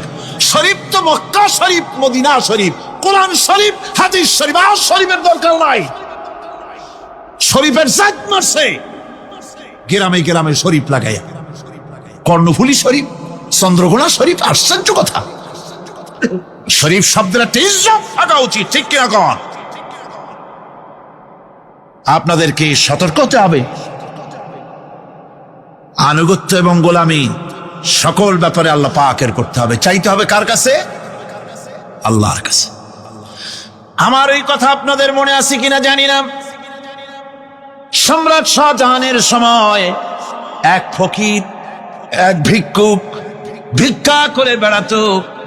70-80 বছর বয়স হয়ে গিয়েছে। এক লোক বলছে, সারা জীবন তো তোমার ছোটবেলা থেকে ভিক্ষা করতে দেখলাম। সে বলল, মানুষের দেয় তো 2 পয়সা, 1 পয়সা, ভিক্ষা ছাড়া করবোটা কি? লোকটি বলল, তোমার একটা পরামর্শ দেই। একদিন সম্রাটের কাছে গিয়ে যে দেখো, একবারে যা দেবে খাইয়া কুলাইতে পারবে না। সম্রাট শাহজাহান কোথায় আছে এখন? দেখো গিয়ে মসজিদে আছে। লোকটি মসজিদের বাইরে গিয়ে দেখে সম্রাট একা হাত তুলে বসে আছে, চোখ থেকে পানি পড়তেছে দর দর করে, দাড়ি ভিজে জামায় পড়তেছে। বহুক্ষণ দাঁড়িয়ে আছে। এরপরে সম্রাট তার মোনাজাত শেষ করে বেরিয়ে আসছেন। ফকিরের সঙ্গে দেখা। ফকির বলল, আসসালামু আলাইকুম। তিনি বললেন, ওয়ালাইকুম আসসালাম ওয়া রাহমাতুল্লাহ। ফকির রওনা করেছে। বাদশা বলছে, তুমি তো একজন ভিক্ষুক মানুষ বলি মনে হয়, আমার কাছে তো কেউ কিছু না চাইয়া যায় না, তুমি যে কিছু না চেয়েই চলে যাচ্ছ। ভিক্ষুক বলছে, জাহাপানা, সত্যি কিছু চাইতে এসেছিলাম আপনার কাছে, কিন্তু আপনার অবস্থা দেখে আমার জ্ঞানের চোখ খুলে গেছে। আমি দেখতে পেলাম আমি যে সম্রাটের কাছে ভিক্ষা চাইতে আসলাম, আমি তো শুধু তাকায় আছি, আমি তো কান্দি না, বরং আমি যার কাছে চাইতে এসেছি তিনি আমার চাইতে আরো নগণ্য ভিক্ষুকের মতো হয়ে কার কাছে যেন হাত পেতে চোখের পানি ফেলে কান্দে। মনে মনে ভাবলাম, সম্রাট কান্দে যে সম্রাটের কাছে, ওই আল্লাহ সারা জীবনে কারো কাছে কিছু চাইব না। আল্লাহর কাছে চাওয়ার অভ্যাস করুন, তিনি দিতে পারেন, সবকিছু তার আছে। এই বিশ্বাস মনের ভিতরে জমাতে হবে, তাহলেই সত্যিকারের মুসলমান আমরা হব। আল্লাহ পাক সত্যিকারের গোলাম আমাদেরকে বানাবেন, আমরা বলি আমিন। মুনাফিকদের আর একটা চরিত্র হলো, তারা যদি আজান শুনতে পায় না, আজান এবং নামাজ সম্পর্কে তারা কটূক্তি করে, আজান এবং নামাজ সম্পর্কে তারা কটূক্তি করতে থাকে। এটা হলো মুনাফিকদের আর একটা চরিত্র। আল্লাহ রাব্বুল আলামিন বলেন, وَإِذَا نَادَيْتُمْ إِلَى الصَّلَاةِ اتَّخَذُوهَا هُزُوًا وَلَعِبًا। যখন আজান তারা শোনে, যখন নামাজের দিকে তখন তাদেরকে ডাকা হয়, তখন তারা ঠাট্টা করে, বিদ্রুপ করে। আরেকটি চরিত্র হলো, সমাজের ভিতরে অশ্লীলতা বাড়াবার জন্য তারা প্রচেষ্টা চালায়। ইন্নাল্লাযীনা ইউহিব্বুনা আন তাশিআল ফাহিশাতু ফিল্লাযীনা আমানু লাহুম আযাবুন আলীম। ঈমানদার লোকদের মধ্যে অশ্লীলতা এরা বেশি করে ছড়াবার জন্য চেষ্টা করে, মানুষকে দুশ্চরিত্র বানাবার জন্য তারা চেষ্টা করে। এইভাবে করে রেডিওর মাঝে, সিনেমার ভিতরে, গানের মাধ্যমে, যাত্রার মাধ্যমে, পত্রপত্রিকার মাধ্যমে নানান ভাবে চেষ্টা চালায় যাতে করে মুসলমানদের মধ্যে চরিত্রহীনতা বাড়তে থাকে, শয়তানি বদমাশি বাড়ে, মানুষ চরিত্রবান হতে পারে এমন কিছু প্রদর্শিত হবে না, বরং প্রদর্শিত হবে মুনাফিকরা চেষ্টাই চালাবে যাতে করে মানুষের দ্বীন ও ঈমান নষ্ট হতে পারে, সেগুলি তারা করতে থাকবে। এগুলি হলো মুনাফিকের চরিত্র। এগুলি কি চরিত্র? পাপের কাজ যদি দেখে তড়িৎ গতিতে ওরা ঝাঁপিয়ে পড়ে। কোরআনে কারিমে রব্বুল আলামিন বলেন, وَتَرَى كَثِيرًا مِّنْهُمْ يُسَارِعُونَ فِي الْإِثْمِ وَالْعُدْوَانِ। মুনাফিকদের চরিত্র এটাও যে তারা যখনই সুযোগ পায় তখনই খারাপ কাজের দিকে, মন্দ কাজের দিকে ঝাঁপায় পড়ে এবং মানুষদেরকে মন্দের দিকে, গুনাহের দিকে, জুলুমের দিকে, অত্যাচারের দিকে ত্বরিত গতিতে তারা ঝাঁপায় পড়ে। এটা হলো তাদের কাজ। মুনাফিকদের আর একটা চরিত্র হচ্ছে, তারা যদি নামাজ পড়তে দাঁড়ায়, নামাজ তারা পড়ে মানুষকে দেখাবার জন্যে, আল্লাহকে খুশি করার জন্য মুনাফিকরা নামাজ পড়ে না। কোরআনে কারিমে বলা হচ্ছে, ওয়াইদা কামু ইলাস সালাতি কামু কুসালা ইউরাউনান নাস। মুনাফিকদের চরিত্র হচ্ছে তারা নামাজে যায় না, যদি যায় তাহলে নামাজের মধ্যে দাঁড়ায় কাহিনী এবং চুস্তি অবস্থায়, নামাজের মধ্যে দাঁড়ায় ইদিক উদিক তাকা, টুপিটা ঠিক করে, জামাটায় টান দেয়, বগলে চুলকায়, তারপরে নামাজের মধ্যে ইমামকে সতর্ক করে। ইমাম যদি তাশাহুদ পড়তে দেরি করে, ওর নিজের পড়া আগে হয়ে গেছে, ইমাম একটু দেরি করতেছে তো পিছন থেকে সিগন্যাল মারে।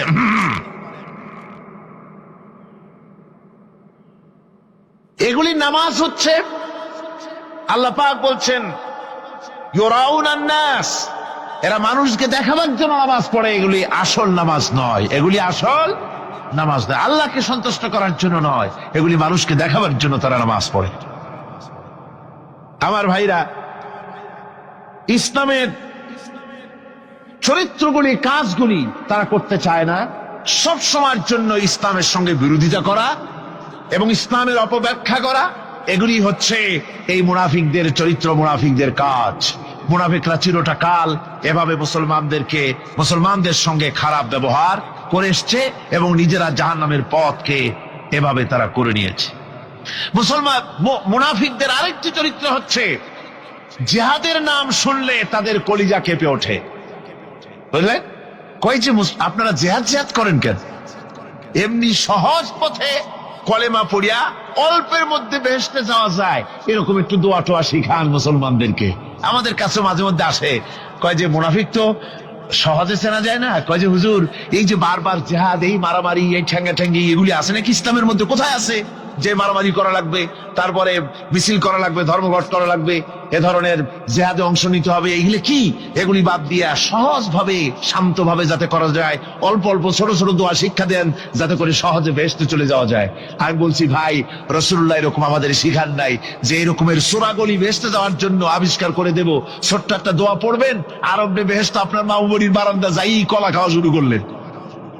এত সহজে বিষয়টা আসবে না, বিষয়টা খুবই কঠিন।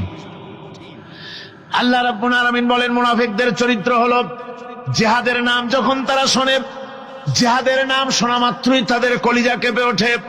রাআইতাল্লাযীনা ফী কুলুবিহিম মারাদুন ইয়ানজুরুনা ইলাইকা নাযারাল মাগশিয়্যি আলাইহি মিনাল মাউত।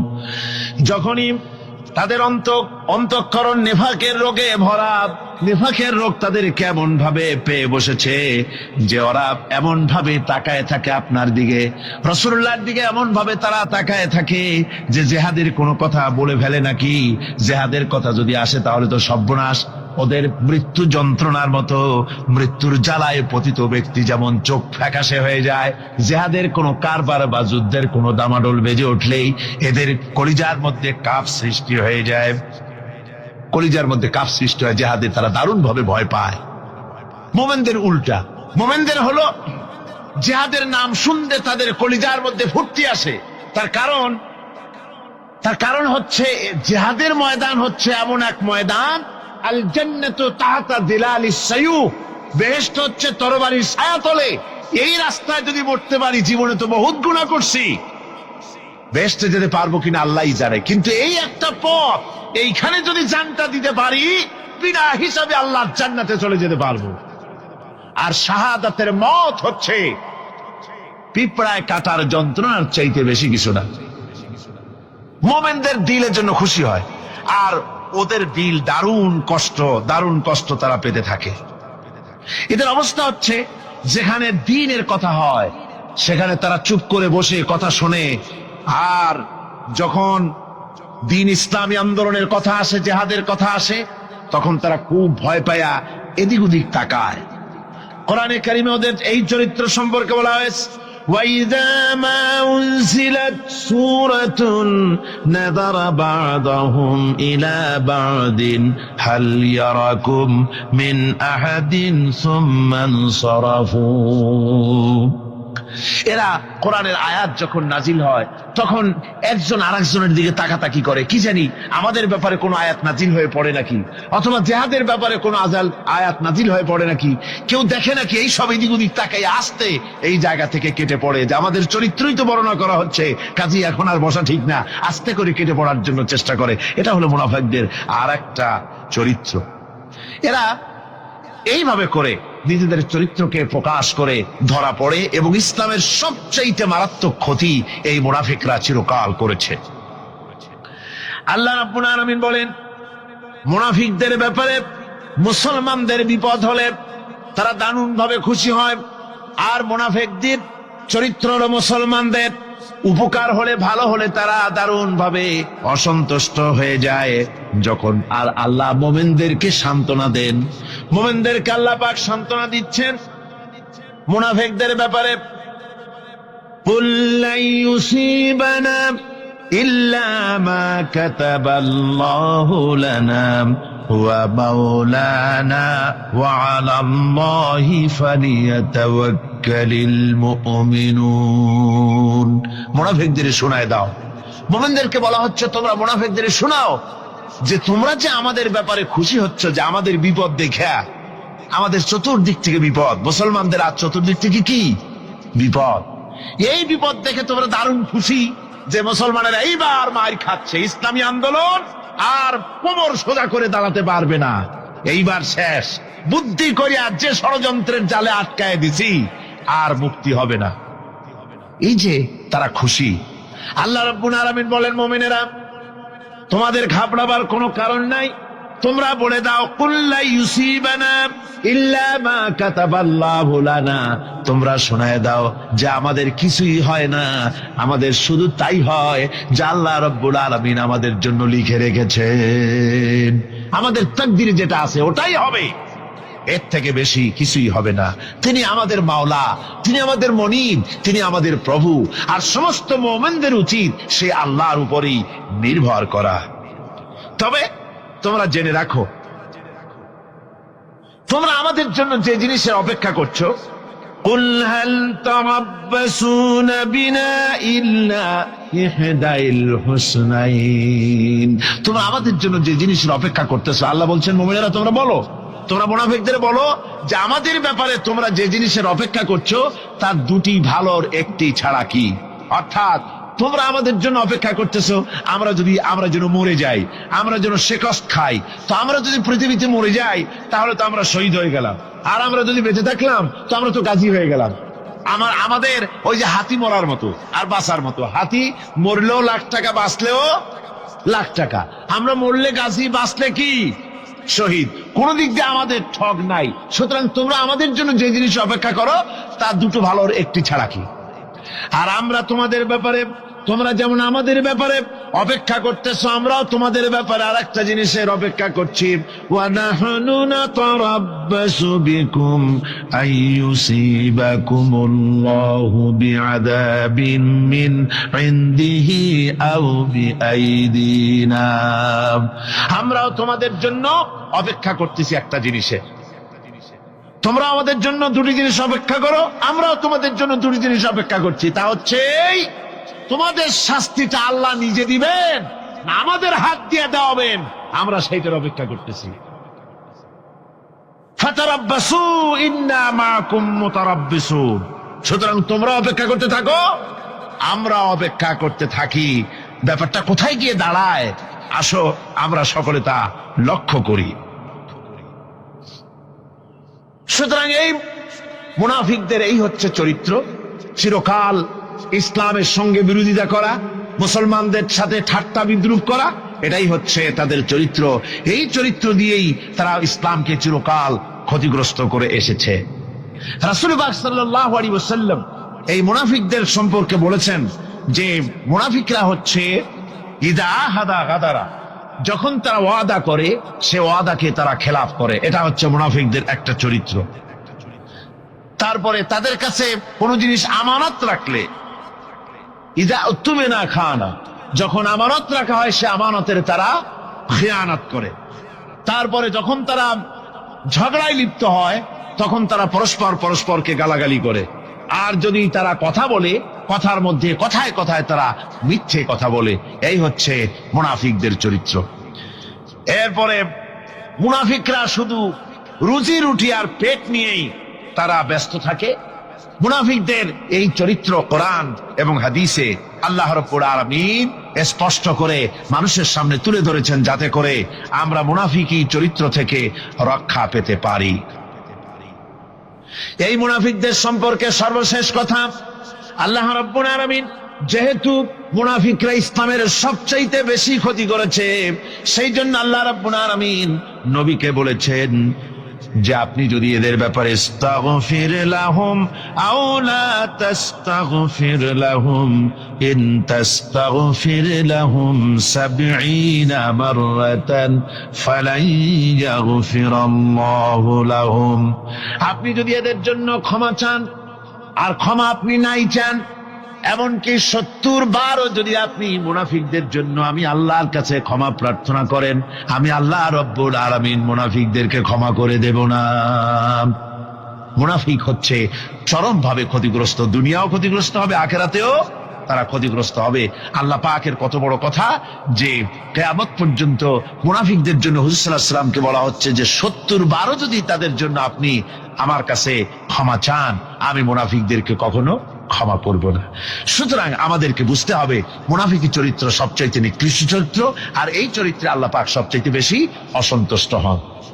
আল্লাহ পাক তাই বলছেন, কাবুরা মাকতান ইনদাল্লাহি আন তাকুলু মা লা তাফআলুন, আল্লাহর কাছে সবচাইতে বেশি ক্রোধ উদ্রেককারী এই ব্যাপারটাই যে তোমরা যা বলো তা তোমরা করো না, এটা বড় মারাত্মক ব্যাপার, আল্লাহ এটাকে সহ্য করেন না।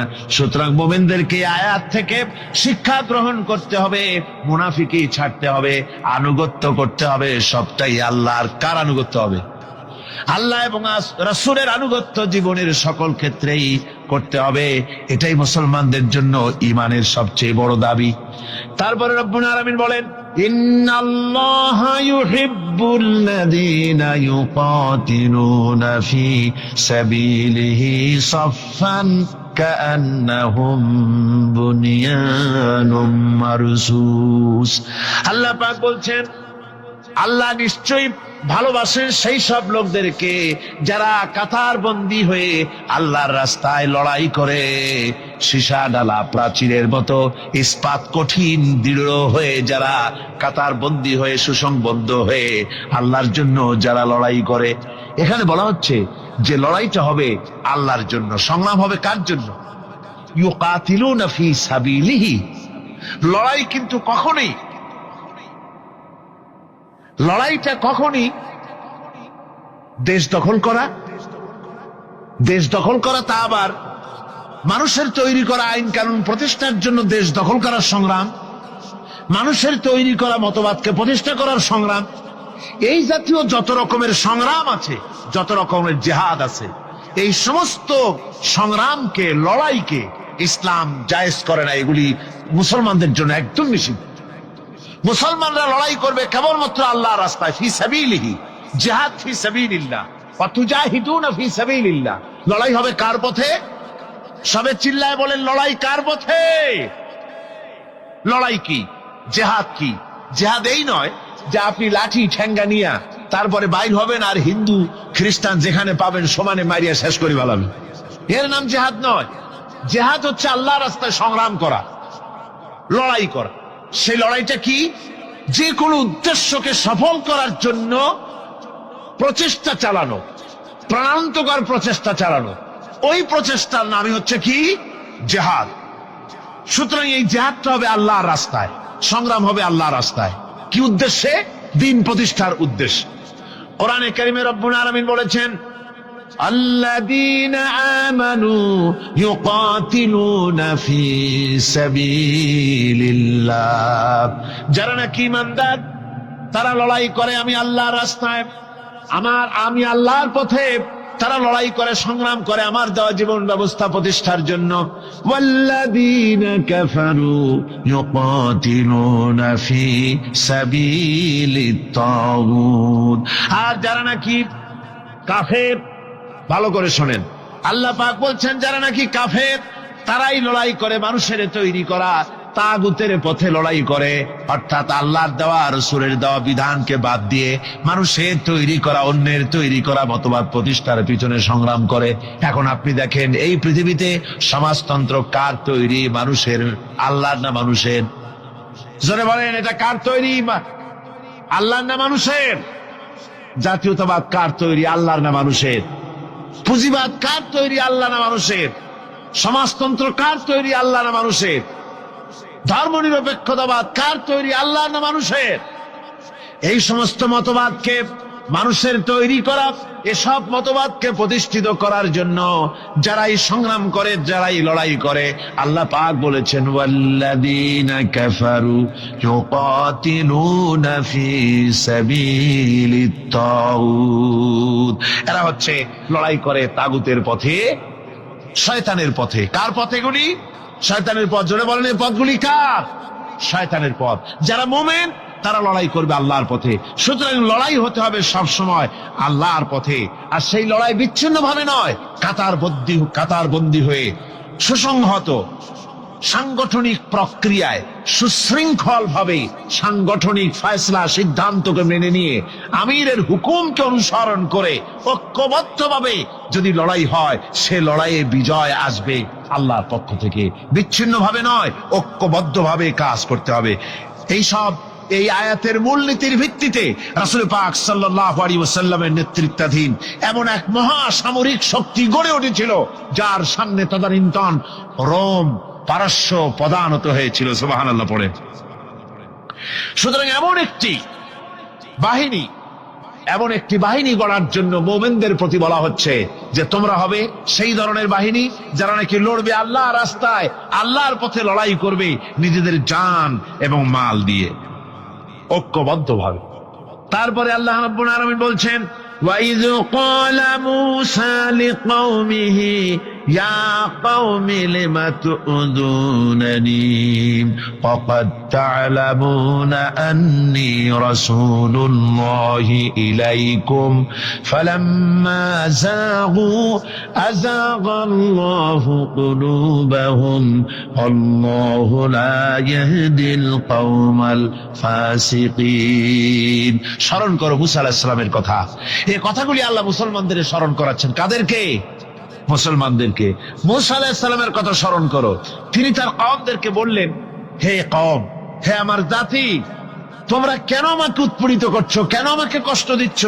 ওয়াকাদ তা'লামুনা আন্নী রাসূলুল্লাহি ইলাইকুম, আর একথা তোমরা ভালো করেই জানো যে আমি তোমাদের জন্য রাসূল হয়ে এসেছি আল্লাহর পক্ষ থেকে। বন্ধুগণ, কোরআনে কারীমে একথা বলা হয়েছে, সর্বত্র প্রায় এসেছে, নবীদের উপরে সমকালীন যুগের লোকেরা নবীদেরকে কষ্ট দিয়েছে, মুসিবত দিয়েছে। কারণ কি? নবীদের স্বভাব খারাপ ছিল, তাই নাকি? নাউযুবিল্লাহি মিন যালিক। নবীরা স্বভাব চরিত্রের দিক থেকে সর্বশ্রেষ্ঠ। নবীদের জন্য সমকালীন লোকেরা ক্ষেপলো কেন? ক্ষেপেছে একটাই কারণ ছিল। নবীদের বিরুদ্ধে ক্ষেপার একটি কারণ, তা হচ্ছে নবীরা দুনিয়ার মানুষের সামনে বলেছেন, ইয়া কওমি ইবুদুল্লাহা মা লাকুম মিন ইলাহিন গায়রু। নবীরা দাওয়াত দিয়েছেন, ও আমার কওম, ও আমার জাতি, এক আল্লাহ ছাড়া কারো গোলামি করা যাবে না, কারো আনুগত্য করো না, দাসত্ব করো, গোলামি করো একমাত্র আল্লাহ রাব্বুল আলামিনের। অন্য আয়াতে এসেছে, আল্লাহ পাক বলেছেন, وَلَقَدْ بَعَثْنَا فِي كُلِّ أُمَّةٍ رَسُولًا أَنِ اعْبُدُوا اللَّهَ وَاجْتَنِبُوا الطَّاغُوتَ। আমি এমন কোন জাতি নাই, এমন কোন দল নাই যাদের জন্য নবী প্রেরণ করি নাই। নবীরা গিয়া তাদেরকে বলেছেন, এক আল্লাহর গোলামি করো, আর মানুষের দাসত্ব তাগুতের গোলামি বর্জন করো, আল্লাহর গোলামি করো। এই কথা বলার সঙ্গে সঙ্গে তাগুত খেপে গেছে। কে খেপে গেছে? কে খেপেছে? তাগুত সহ্য করতে পারে নাই। তাগুত বলা হয় সেই শক্তিকে, যে শক্তি নিজে শুধু আল্লাহর আইন অমান্য করে বসে থাকে না, অন্যদেরকেও আল্লাহর আইন অমান্য করতে বাধ্য করে। ওরাই খেপে গেল। ওরা খেপে মার আরম্ভ করে দিল। হযরতে মুসা আলাইহিস সালাম মার খেয়েছেন। হযরতে মুসা আলাইহিস সালাম, হযরত ঈসা আলাইহিস সালাম, ইব্রাহিম আলাইহিস সালাম, নূহ আলাইহিস সালাম, এমন কোন পয়গম্বর আছেন যিনি মার খান নাই? কোরআনে কারীম বলা হচ্ছে, ইয়া হাসরাতান আলাল ইবাদ মা ইয়াতিহিম মির রাসূলিন ইল্লা কানু বিহি ইস্তাহজিউন। আফসোস বান্দার উপরে, এমন একজন রাসূল পাঠাই নাই যার সঙ্গে সমকালীন যুগের লোকেরা ঠাট্টা করে নাই, বিদ্রুপ করে নাই, পাগল বলে নাই। এমন একজনও পাঠাই নাই। যাকেই পাঠিয়েছি তার সাথে সমকালীন লোকেরা ঝগড়া বিবাদ করেছে, মারধর করেছে, অত্যাচার করেছে। বিশ্বকবি, কবি সম্রাট আল্লামা ইকবাল রহমতুল্লাহ আলাইহি বলেছেন, সতীজা কা রহা है अजल से ताइमरोज, सतेजा का रहा है असल से ताइमरोज, चरागे मुस्तफा भी से शरारे बुलाबीज। মুস্তফার দ্বীপ শিখার সাথে, মুস্তফার দ্বীপ শিখার সাথে আবু লাহাবের অগ্নিস্ফুলিঙ্গের সংঘর্ষ চলে এসেছে। আবহমান কাল থেকে শুরু হয়েছে, আজও চলছে, কিয়ামত পর্যন্ত চলতে থাকবে। তবে কিনা আবু জেহেলের, আবু লাহাবের অগ্নিস্ফুলিঙ্গ নির্বাপিত হয়ে যাবে, আর মুস্তাফা সাল্লাল্লাহু আলাইহি ওয়াসাল্লামের দীপ শিখা জ্বলতেই থাকবে, নিভে যাবে না। সুবহানাল্লাহ পড়ে, নিভে যাবে না। কারণ হচ্ছে আল্লাহ পাক বলেছেন, يريدون ليطفئوا نور الله بأفواههم والله متم نوره ولو كره الكافرون কাফের বেঈমানেরা চায় মুখের ফু দিয়ে আমার আলোকে নির্বাপিত করে দেবে, আমার দ্বীনকে দুনিয়া থেকে মিটিয়ে দেবে। আল্লাহ পাক বলেন আমি আমার দ্বীনকে পূর্ণতা দান করব, জাঁকজমকের সাথে আমার দ্বীন দুনিয়ার বুকে প্রতিষ্ঠিত হবে। তাতে কাফেরদের কলিজার ভিতরে যতই জ্বালা যন্ত্রণা হোক না কেন, ওদের মনে যত কষ্ট হোক, ইসলাম প্রতিষ্ঠিত হবে। আল্লাহ বলেছেন, কে বলেছেন? আল্লাহ পাক, আমি আমার দ্বীনকে পূর্ণতা দান করব। সুতরাং কাফেররা বাধা দিল নবীদের। কারা বাধা দিল? কাফেররা। যারা বাধা দিল তারা সংখ্যায় 3 শ্রেণী। কয় শ্রেণী? ভালো করে মনে রাখে। 3 শ্রেণীর লোকেরা নবীদেরকে বাধা দিয়েছে। মুসা আলাইহিস সালাম বলছেন, কেন আমাকে কষ্ট দিচ্ছ অথচ তোমরা জানো যে আমি আল্লাহর রাসূল? এই যে পয়গম্বরদেরকে বাধা দিল 3 শ্রেণীর লোকেরা। কারা দিল? 3 শ্রেণীর লোকেরা দিল। প্রথম শ্রেণী হচ্ছে রাষ্ট্র শক্তি। প্রথম কারা? 2 নম্বরে বাধা দিল বিত্তশালী, যাদের টাকা আছে, পয়সা আছে, বড় লোক। এই বিত্তশালী ধনাঢ্য ব্যক্তি হলো 2 নম্বর।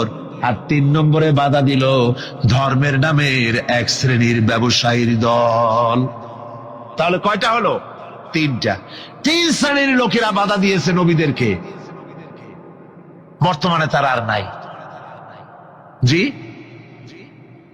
বর্তমানেও আছে, ভবিষ্যতেও থাকবে। 3 শ্রেণীর লোকেরাই বাধা দিয়েছে, বর্তমানেও দিচ্ছে, ভবিষ্যতেও। এই 3 শ্রেণীর প্রথম শ্রেণী হলো রাষ্ট্রশক্তি।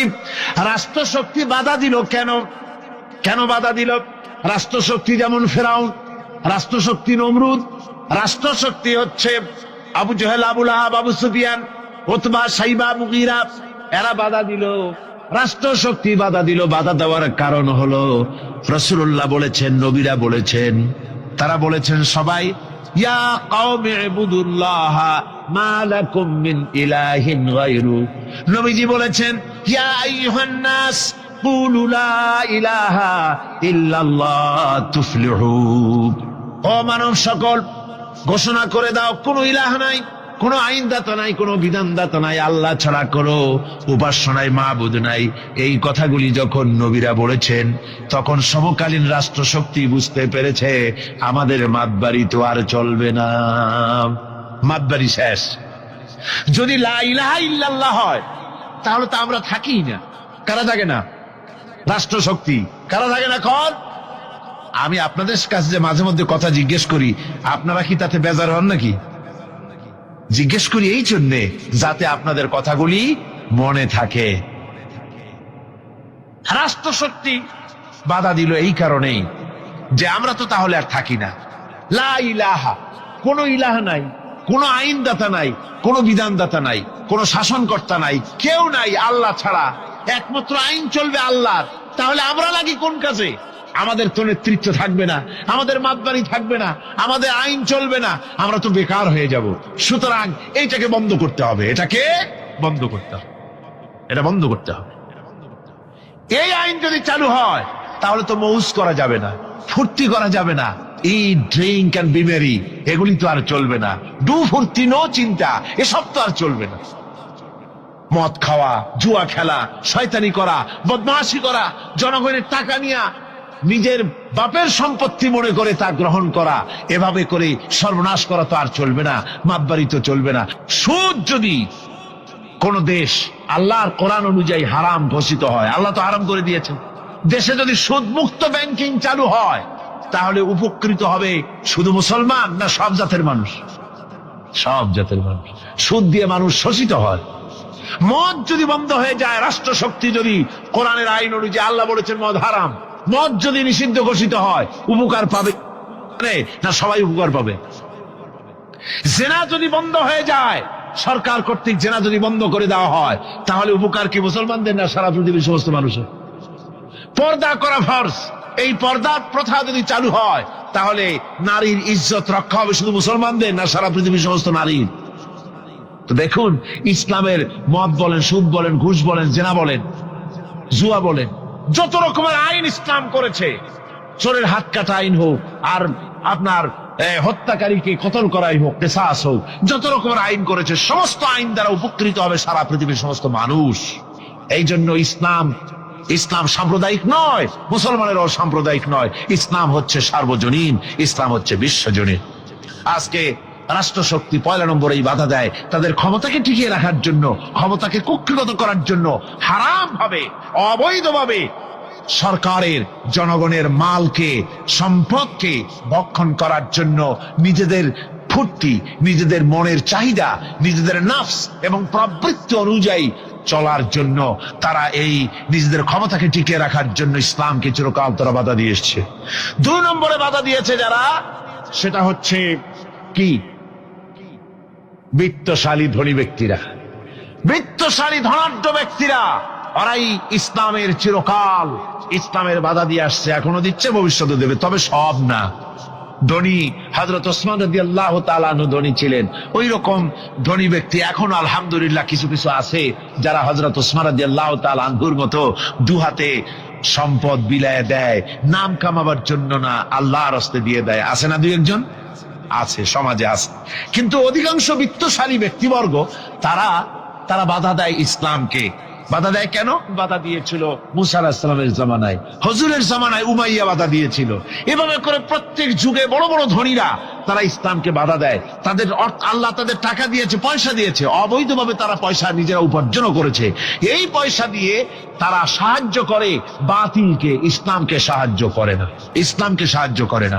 বাতিলকে অমুক দলের নেতা আসবে, অমুক দলের অমুক আসবে, 50,000 টাকা দিয়ে দেয়, 50,000 টাকা, 2 লাখ টাকা, 5 লাখ টাকা, অমুকের ইলেকশন তো দিয়ে গেল 5 লাখ, 10 লাখ, 20 লাখ, কোটি গানের টাকা দিয়ে গেল, 2-3 কোটি দিয়ে দিল। কিন্তু ইসলামের কোরআনের মাহফিল হবে, তাফসীর হবে, 5টা টাকা বাইরেতে কলিজাটা ছটফট করতে থাকে এই সব লোকে, ঠিক কিনা কন? ইসলামের জন্য কাজ হবে, ইসলামের জন্য কোন প্রোগ্রাম হাতে নেওয়া হয়েছে, অথবা ইসলামের জন্য নির্বাচন হচ্ছে, এই ধরনের যত রকমের প্রক্রিয়া আছে, এই প্রক্রিয়াগুলি করতে গেলে পরে তখন তাদের থেকে টাকা বের হতে চায় না, বাতিলকে সাহায্য করে চূড়ান্ত ভাবে, আর ইসলামকে দিতে চায় না। তার কারণ ইসলাম যদি ক্ষমতায় যায় তাহলে অবৈধ পন্থায় যেসব টাকা রোজগার করা হয়েছে এই পথগুলি বন্ধ হয়ে যাবে। তাই তাদের ভয় ইসলামের প্রতি, যেগুলি পথ যদি বন্ধ হয়ে যায় তাহলে তো আমাদের ফুর্তি আর চলবে না, মৌত চলবে না, জেনাবে বিচার চলবে না, শয়তানি বদমাশি চলবে না। সেই জন্য তাদের টাকা দিয়ে তারা ইসলামকে দুহাতে ঠেকাবার জন্য তারা প্রচেষ্টা চালায়। কথা বুঝতে পেরেছেন? এরপরে 3 নম্বরে যারা বাধা দেয় তারা হলো ধর্মের নামের এক শ্রেণীর ব্যবসায়ীর দল, ধর্মের নামের এক শ্রেণীর ব্যবসায়ী দল। এরা হচ্ছে আল্লাহ রাব্বুল আলামিন কোরআনে কারীমের মধ্যে বলেছেন, ইয়া আইয়ুহাল্লাযীনা আমানু ইন্না কাসীরাম মিনাল আহবারি ওয়ার রুহবানি লায়াকুলুনা আমওয়ালান নাসি বিল বাতিল ওয়া ইয়াসুদ্দুনা আন সাবিলিল্লাহ।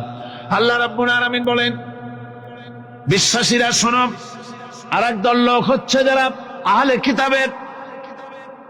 আহলে কিতাবের এক শ্রেণীর পীর দরবেশ আলেম জাতীয় এক শ্রেণীর লোক, যারা নাকি আহবার এবং রহবান কোরআনের পরিভাষায় বলা হয়েছে এদের কাজ হলো মানুষের মালকে, সম্পদকে বাতিল পন্থায় ভক্ষণ করা। নিজেদেরকে জনগণের সামনে এভাবে পেশ করে যে তারাই যেন বেহেশতের এজেন্ট, তাদেরকে খুশি করতে পারলেই আল্লাহ খুশি হয়ে যাবে। এই জাতীয় একটা ভাব দ্বারা তারা মানুষের সামনে নিজেকে পেশ করে থাকে, আর ধর্মের বিভিন্ন অনুভূতি দিয়ে মানুষের কাছ থেকে টাকা পয়সা শোষণ করে নেওয়ার পথ চালু করে দেয়, সহজে বেহেশতে যাওয়ার পথ চালু করে দেয়। এ ধরনের অনেক বেদাত পূর্ণ কাজ তারা করে, আর বেদাত আর শিরকের মাধ্যমে ধর্মীয় অনুভূতি দিয়ে মানুষের কাছ থেকে টাকা পয়সা লুট করে নেওয়ার জন্য চেষ্টা করে। এই যে আপনি দেখেন বর্তমানে এই যে রজব মাস, এটা সাবান শুরু হয়েছে বোধহয়, রজব মাস চলে গেল, রজব মাস আসলে পরে খাজা বাবার মহব্বতের লোকের আর অভাব থাকে না, এমনি নামাজ পড়ে না, কিন্তু রজব মাস আসলে পরে তখন ড্যাগ নিয়ে ড্যাগের উপরে লাল কাপড় চড়াই দিয়া, শালু কাপড় চড়াই দিয়া তারপরে টাকা পয়সা রোজগার করার জন্য দারুণ ভাবে চেষ্টা করে। খাজার এত মহব্বত, নামাজ পড়ে না একক তো, বললেন নামাজ পড়ে না, খাজার দারুণ মহব্বত করে। আসলে তো খাজার মহব্বত না, আসল ব্যাপারটা হচ্ছে ইয়া খাজা কুস্তু আজা, পেট তো ভর যা। নিজের পেট ভরার জন্য, নিজের টাকা পয়সা লুটতরাজ করার জন্য এইভাবে করে তারা খাজার মহব্বত হিসেবে নিজেকে পেশ করে। এইভাবে কেউ মাজার দিয়া, কেউ ওরস দিয়ে, কেউ এই ধরনের নানান রকমের বিদআতপূর্ণ কাজ করে করে জনগণের কাছ থেকে টাকা পয়সা বাতিল পন্থায় ভক্ষণ করে। আল্লাহ পাক বলছেন শুধু বাতিল পন্থায় জনগণের মালকে ভক্ষণ করে যদি বসে থাকতো তাও একটা হতো, তাও না। ওয়াসুদ্দুনা আন সাবিলিল্লাহ, বাতিল পন্থায় জনগণের মাল ভক্ষণ করে, এটা হলো এক। দুই নম্বরে সব সময় তারা ইসলামী আন্দোলনকে বাধা দেয়। ইসলামের পথে, আল্লাহর পথে সব সময় ফতোয়া দিয়ে, ফতোয়াবাজি করে তারা ইসলামের আন্দোলনের পথে লোকেরা যেন যাইতে না পারে, ইসলামী আন্দোলনে শরীক হতে না পারে, সেজন্য আপ্রাণ প্রচেষ্টা করতে থাকে এই শ্রেণীর লোকেরা। এই তিন শ্রেণীর লোক ইসলামকে চিরকাল বাধা দিয়ে এসেছে। তাই আমি আজকে আপনাদের সামনে এই কথাই বলতে চাই যে আল্লাহ রাব্বুল আলামিন কোরআনে কারীমের এই সূরাটির এই আয়াতগুলির মধ্যে পরিষ্কার করে আমাদের সামনে বলে দিলেন যে মুনাফিকি বর্জন করতে হবে। এক নম্বরে কি? মুনাফিকি বর্জন করতে হবে। মুনাফিকি মারাত্মক রোগ, সেই রোগগুলি সম্পর্কে আমি আপনাদের সামনে আলোচনা করেছি। দুই নম্বরে বলা হয়েছে আল্লাহ ঘৃণিত, সর্বাধিক ঘৃণিত ব্যক্তি আল্লাহর কাছে মুনাফিকরা। সর্বাধিক ঘৃণিত কারা? মুনাফিকরা। আর সবচাইতে আল্লাহ ভালোবাসেন কাদেরকে? যারা নাকি কাতারবদ্ধভাবে আল্লাহর রাস্তায় লড়াই করে আল্লাহর দ্বীন প্রতিষ্ঠার জন্য, তারা হলো আল্লাহ সবচাইতে বেশি প্রিয়। আর তিন নম্বরে আজকের আলোচনায় আসলো যে নবীদেরকে যেভাবে জ্বালা যন্ত্রণা দিয়েছে কাফের বেঈমানেরা, ওই জ্বালা যন্ত্রণার সিলসিলা চলতেছে, চলবে। তবে মনে রেখো, বনী ইসরাঈলেরা যেভাবে মুসা আলাইহিস সালাম, ঈসা আলাইহিস সালামকে বাধা দিয়ে যেভাবে বিপদগ্রস্ত হয়েছে, তোমরা মুসলমানেরা যদি নবীদেরকে এভাবে নির্যাতন করো, তোমাদেরকেও নির্যাতিত হতে হবে। আল্লাহর গজব তোমাদের উপরেও আসবে। এখন আমি মোনাজাত করব। মোনাজাতের জন্য দাঁড়ানো ভাইরা বসেন। এই যে দাঁড়ানো ভাই যত আছেন, ডানে বামে সমস্ত মুসলমান মাহফিলের মাঝখানে যারা দাঁড়াইছেন সব বসুন। এক মুহূর্তের ভিতরে বসে পড়ুন। মোনাজাতে শরীক হন সমস্ত মুসলমান ভাইরা, যার যার জায়গায় বসে মোনাজাতে শরীক হয়ে যান। মোনাজাতের পর আজান হবে, এশার নামাজ বা জামাত আপনারা আদায় করে যাবেন। এত বড় জামাত যেন কেউ নষ্ট করবেন না। আপনাদের মাহফিলে আসা, বসা, শোনা সবটাই বরকতপূর্ণ হবে যদি জামাতে নামাজ আদায় করে যান।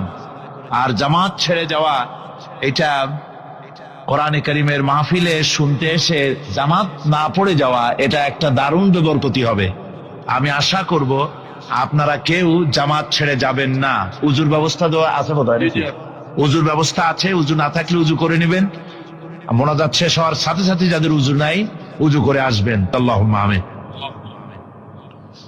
ربنا ظلمنا أنفسنا وإن لم تغفر لنا وترحمنا لنكونن من الخاسرين ربنا لا تزغ قلوبنا بعد إذ هديتنا وهب لنا من لدنك رحمة إنك أنت الوهاب أي الله تعالى হাজার হাজার মুসলমান নরনারী ঠান্ডাকে উপেক্ষা করে তোমার দ্বীনের কথা শোনার জন্য, কোরআনে কারীমের কথা শোনার জন্য এই মাঠে এসে হাজির হয়েছে।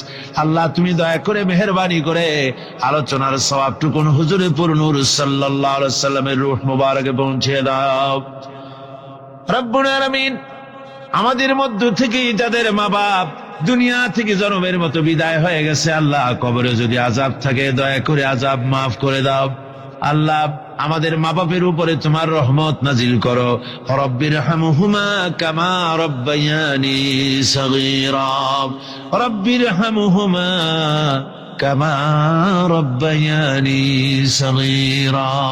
হায় আল্লাহ রব্বুল আলামিন, এই মাহফিলে যত লোক আছি আমরা, কার কোন ব্যাধি আছে, রোগ আছে, আমরা তুমি ভালো করে জানো।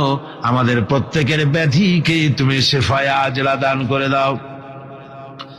اللهم حبب إلينا الإيمان وزينه في قلوبنا وكره إلينا الكفر والفسوق والعصيان واجعلنا من الراشدين ربنا تقبل منا إنك أنت السميع العليم وتب علينا إنك أنت التواب الرحيم سبحان ربك رب العزة عما يصفون وسلام على المرسلين الحمد لله رب العالمين واجعل আখিরা কালিমাতিন ইনদাল মাউত লা ইলাহা ইল্লা। কিসসা শোনাই। এই উপমহাদেশের ভিতরে পাকিস্তানের এক মুফতি ছিলেন, যাকে মুফতি আজম পাকিস্তান বলা হয়। পাকিস্তানের মুফতি শফি রহমতুল্লাহ আলাইহি, চিনবেন আপনারা বললে। জাস্টিস তকি উসমানী আছে না, তকি উসমানীর নাম শুনছেন আপনারা? এখনো পর্যন্ত উনি জীবিত আছেন। ওনার বাবার ঘটনা, ওনার বাবা শফি রহমতুল্লাহ আলাইহি, যিনি মাআরিফুল কোরআন, তাফসিরে মাআরিফুল কোরআনের লেখক, উনি লিখে গেছেন এই তাফসিরটা। বহুত বড় জগৎ বিখ্যাত মুফতি, জগৎ বিখ্যাত আলেম মুফতি শফি রহমতুল্লাহ আলাইহি। উনার সন্তান ওই তকি উসমানীকে বলে গিয়েছিল, তকি আমার জীবদ্দশায় একটা ঘটনা তোরে বলি, মৃত্যুর পর ছাড়া এই ঘটনা দুনিয়ার কোনো মানুষকে তুই আর শোনাবি না। আপনারা শুনবেন? হ্যাঁ।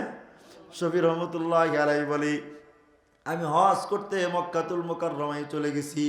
হজের কার্যক্রম সব শেষ করছি। হজের কার্যক্রম শেষ করে আমি পয়গম্বরের মদিনা মুনাওয়ারায় চলে গেছি। নবীর মদিনায় যখন গেছি, নবীর মদিনায়,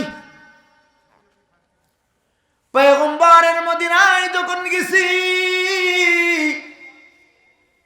মদিনায় যাওয়ার পরে আমার দিলের ভিতরে একটা ভয় ঢুকলো। আমি যদি আমার রসুলের কবরের পাশে দাঁড়ায় নবীকে সালাম দেই, আর নবী যদি আমার ডাক দিয়ে বলে, রে শফি, তুই আমার অমুক সুন্নাতটা ছেড়ে দিয়েছিস, আমার অমুক সুন্নাতটা তুই মানিস নাই, নবী যদি আমাকে এভাবে একটা ভৎসনা দেয়, এই ভয়ে আমি রসুলের কবরের পাশে গিয়ে নবীরে সালাম দেই না।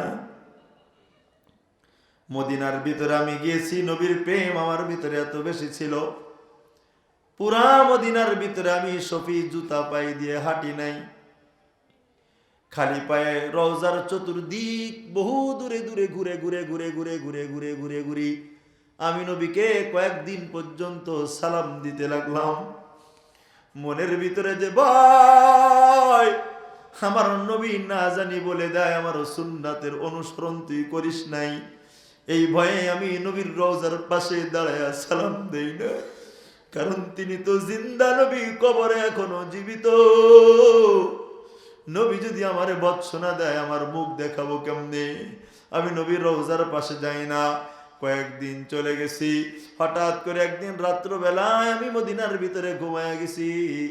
স্বপ্নের ভিতরে তাকায় দেখি পয়গম্বর মুহাম্মদুর রাসূলুল্লাহ সাল্লাল্লাহু আলাইহি ওয়াসাল্লাম আমার স্বপ্ন যোগে নবী আমার সামনে হাজির হয়ে গেছি। আমারে ডাক দিয়ে বলে, শফি, কেন আমার কবরের কাছে আসো না?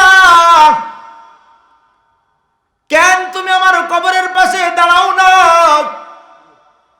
আমার কি মন চাই না আমার পাশে দাঁড়ায়া তুই আমারে সালাম দিবি?